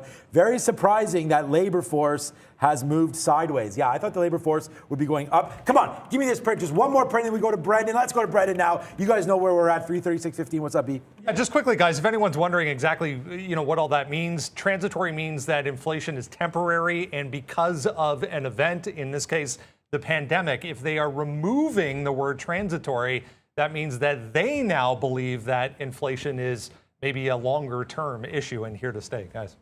Yeah, that's going to be the problem. So I changed my order to 335.12. You know why? It stopped right at VWAP there. It stopped at 13s, guys, or we would have been out. Like, we're waiting at 15 on a $300 name. We can't catch 2 pennies. That's hopefully not bad luck, because hopefully it comes up and it fills us now, but we'll wait for that Softy fill right now at 335.12. I don't know why we're doing that. Like, we're in the money 40 cents. We could just take it out. Like, I don't know why. Anyways, another pet peeve of mine, getting missed sometimes by just a few pennies, but that's the market, man. We've been saved by a few pennies as well, so let's not trash talk that idea too much. Okay, Apple, the market gods won't like that, right? You want to go over to another name, Arun. I mean, yeah. The thing is that we talked about it all morning, how strong Apple was. Yep. And then so when we got that news, that should have been, honestly, and I know you were stuck in the futures, you can't control that, but you know, as this came back down, that probably would have been the name to buy. You want to go over to strength when you see this, right? Instead of a name like a softie that's been weak pretty much, not all day, but not up 3%. So that would have been a nice little battle back name. So just for you guys out there, that was, for me, a missed opportunity buying back into Apple around this 163.30, 60 area, something like that on the downside. So let's wait to see where we move now. But Apple up, I guess, not a buck, but up 80 cents from those bottoms. So congratulations to anybody that picked up that up. We went over to Microsoft and then just missed it by 2 cents for a 50-cent winner. So a little bit sad on that one, but we'll see where it goes from here. Microsoft still waiting for this bottom to get filled. Yeah, so a couple of things I look at when Fed starts talking. Obviously, the futures is one thing, but the problem with the futures when the Fed talks is that there's so many different components where something could be good news for one component and negative for another, like the banks versus, say, other companies. So from what I understand, the banks have rallied from what the chat is saying. I'm looking quickly over at the banks. They moved up. So on the BACs, the Citigroups and whatnot, it's good for them. But then what else do you look at? So you have options on what to trade instead of the futures, because futures can get really messy if the Fed starts talking. So quickly, I'll look over the GLD, which is the gold ETF. You see gold absolutely from 169 down to 167.50, $1.50 move to the downside. So you can look at gold because again, that's kind of safety, right? It's just everyone relies, it goes to safety, which is gold. So GLD is one thing you can look at. You can also look at GDX, which is the miner as well. And then TLT, which is a 20-year treasury. So that is accessible on the market, a 20-year treasury, TLT in the NASDAQ. So that also moved down. So keep an eye on those two if you want to trade something that's actually not the futures, but will move very closely to what's being said by Powell. And we've got Brendan in front of a screen full of nice little colors there. Pretty safe to say primarily red today for the board. 0.5% now, 0.53 as we were saying for the futures. Arun just talking about the banks here, so we'll start in this corner because, yeah, they are off the lows.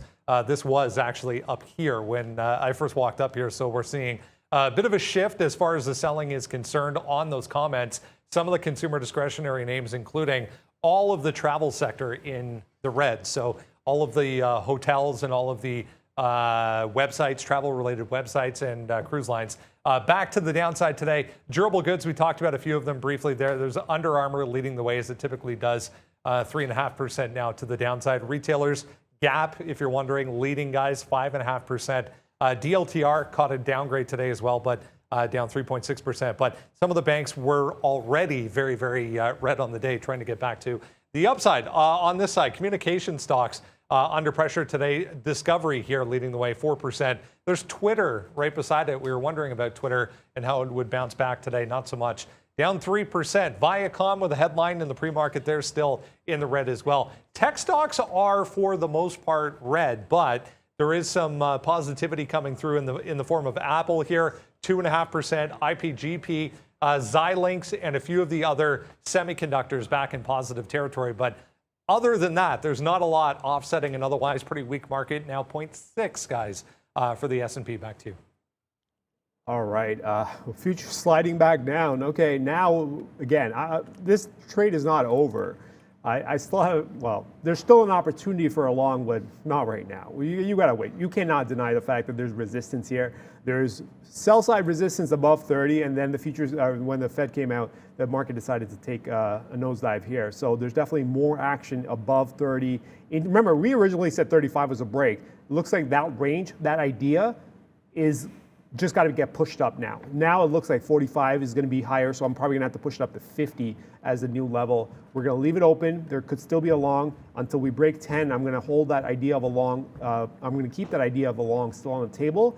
But again, it's all about timing, right? Future, like stocks, or whether you're trading stocks, futures, whatever, trading is all about timing. And the idea can still be valid.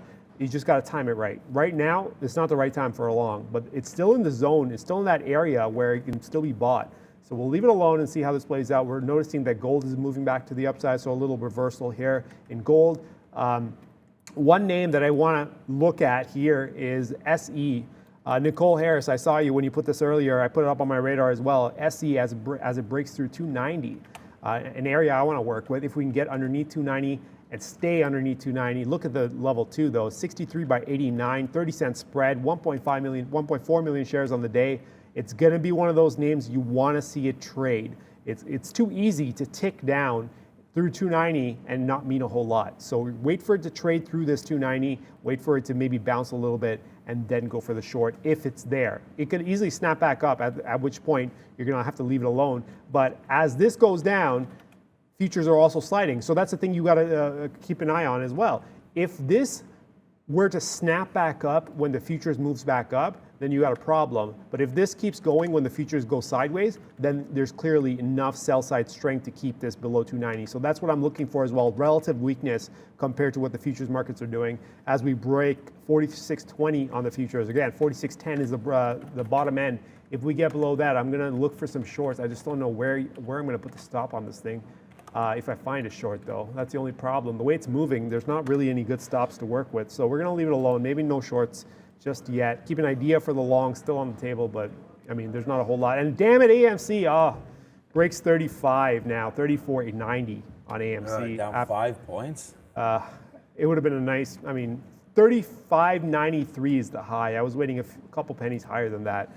So didn't get that trade, but here we are waiting for some more positions. I'm keeping an eye on the chat.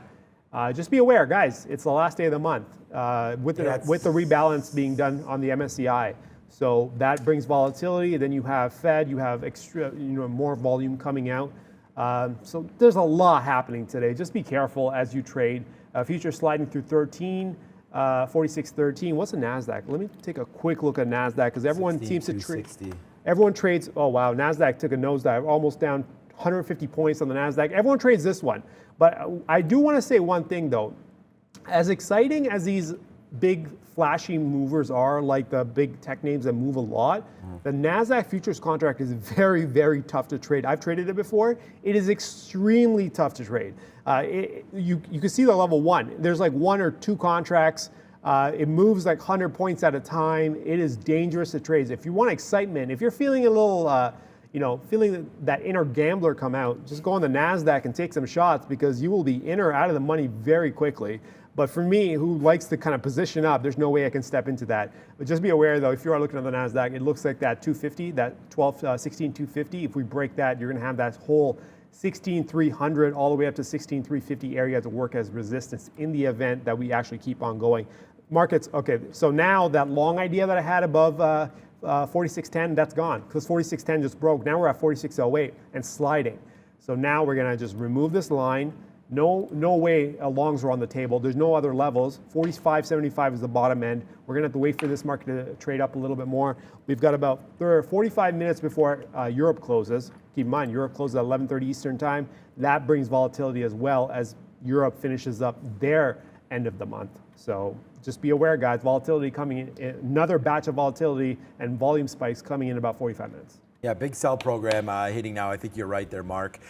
It looks like the sell is just not stopping. They get what they want. The sell side gets what they want today. They get inflation not going anywhere. Powell right now expect high inflation through the middle of the year. That was as of 1 minute ago. So the middle of the year, so that's next year expected. But he doesn't have to be right, but it doesn't sound very, very promising here. So Microsoft comes all the way back down. We miss, look at this, look where Microsoft is now, 333. We missed that print by 2 cents, and then we wind up taking the dollar hit on it as it goes all the way to the downside. That's like 98-cent swing there, or more than that. That's so crazy, but that's what it is. We're going to buy some more SoFi if it comes down to 1790 or so. I did a little bit of but just zoom this back in. I guess it was a 20-minute chart that looks a little bit better. Yeah, down here, this is 1785 or so. So we're going to use that as our kick out spot. SoFi was cruising. It's still a good positive stock for us. Even if it gets hit, we won't worry about it because we're still up on the day for SoFi. And right now we're long at 1803. So I'm talking like this is a problem. We're out of the money 4 cents right now on SoFi. So let's wait to see where it goes. We've already taken out some nice profits. Long 11s, out 40s. We could definitely right here take a 15-cent hit if we have to, but let's see if SoFi holds these bottoms. 1785 is the out in case that does trigger for you guys. And a good thing we got into that Pfizer as that's falling back down now. I actually feel pretty good about that one.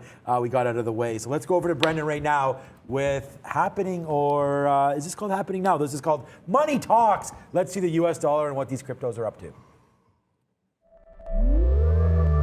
Yeah, these comments causing big moves on the currency markets as well. I threw up the dollar index there, DXY. You can see as they've been discussing some topics here, both Yellen and Powell, huge moves happening on the dollar. 95.5 at the bottom. We're right back to 96, spiking back to the upside. It was down anyways because of COVID. We're also seeing some of the bonds starting to pop back to the upside as well. So now 0.4 to the downside for the DXY, but moving around very volatile currently. So a lot of these going to be getting better overall. 78.16 for the Canadian dollar, down 0.4 now. British pound 0.15 in negative territory as well. Australia and New Zealand about 0.5% to the downside. Big move for Turkish lira. It's interesting to see Japanese yen, Swiss franc pretty much flat on the day. Cryptocurrencies are for the most part positive. Bitcoin was very briefly there positive, back in the red now. 0.3, Ethereum, Ripple both up on the day. Guys, back over to you. Going through the chat, there's some names, some S futures taking 4,600 now. Some names that people wanted to talk about. Obviously, we can take a look at the futures. I saw a super chat as well. What's happening with the NASDAQ? It's not just the NASDAQ, it's the market as a whole. Fed's talking, the market doesn't like it, there goes the market. So NASDAQ's going with the rest of the, stocks are going with the rest of the market, which is NASDAQ, S&P, both going down now. NASDAQ down 1% and S&P down 1.1%. So aggressive moves to the downside. A couple names that people are talking about in the chat. AERC, I see you, Dominic. Man, this is absolutely nuts. Started halting. Did it really open at 104? Halted all the way down to 38. Now it's moving above 41. It's the volume, the volume says 1.8 million shares, but at the same time, watching this thing move, it's like a $1.15 spread and nothing's really moving around. So I guess the volume was there early and then it kind of really died down after it got absolutely destroyed. I'm going to stay away from this. This is way too dangerous, given how if you were to get some size on this, how do you get out of this? Because there's 100 shares on the bid. The next one's 16 cents below that for another 100 shares, and then you have nothing for another $2. So I think I'm going to walk away from this one. CPIX was another name that was put up. Actually, CPIX, that chart isn't going to show properly on this one. Let me bring up the E-signal chart. This is the E-signal chart that shows all this move from $2.20 all the way up as high as 550 something. And now we are bouncing back above. Keep an eye on this 550. Yes, we're bouncing back into this 520 area, which is providing resistance, but keep a very close eye on this 550 because that's the top extreme point. As long as we can maintain, I would also mention that it's a round number, so as long as we can maintain some buy strength above 550, this could go. But be aware, going long on this thing while the futures are getting destroyed, obviously the futures have no impact really on the CPIX. It probably has its own set of news that it's working with. It's also not I doubt it's an index component as well. So it's doing its own thing, but at the same time, respect the fact that the futures are falling apart. Now we just took out 45.90 on the futures. Absolute destruction happening. 45.75 is the bottom. So let me just set you guys up on the future side of things. 45.75, if we break there, that would take out the low from the 26th, which would be Friday. That could open up some trades here. So we'll keep an eye on this as we move through these 90s. For now, we're just keeping an eye on that. There's one more stock I want to talk about, which I'll talk about when we get back from Brendan. A couple minutes to go here, guys. Let's get you up to date on some earnings to come. Aftermarket tonight. And before the open tomorrow, still a few notable names on this board. Salesforce. Yeah, that's right. We thought that was going to be today. It's tomorrow. Zscaler, again, another big name there. We start with some Canadian bank earnings coming through with Royal. So we'll just see how all of this reacts to each other. But so far, so good on a lot of these fronts for the banks. You could check out Royal Bank here in Canada, RY, up to $100. I mean, check out the range, not the range, but just what this stock's been doing on a daily chart. It's come back in right now, but definitely some Canadian banks nicely upside here.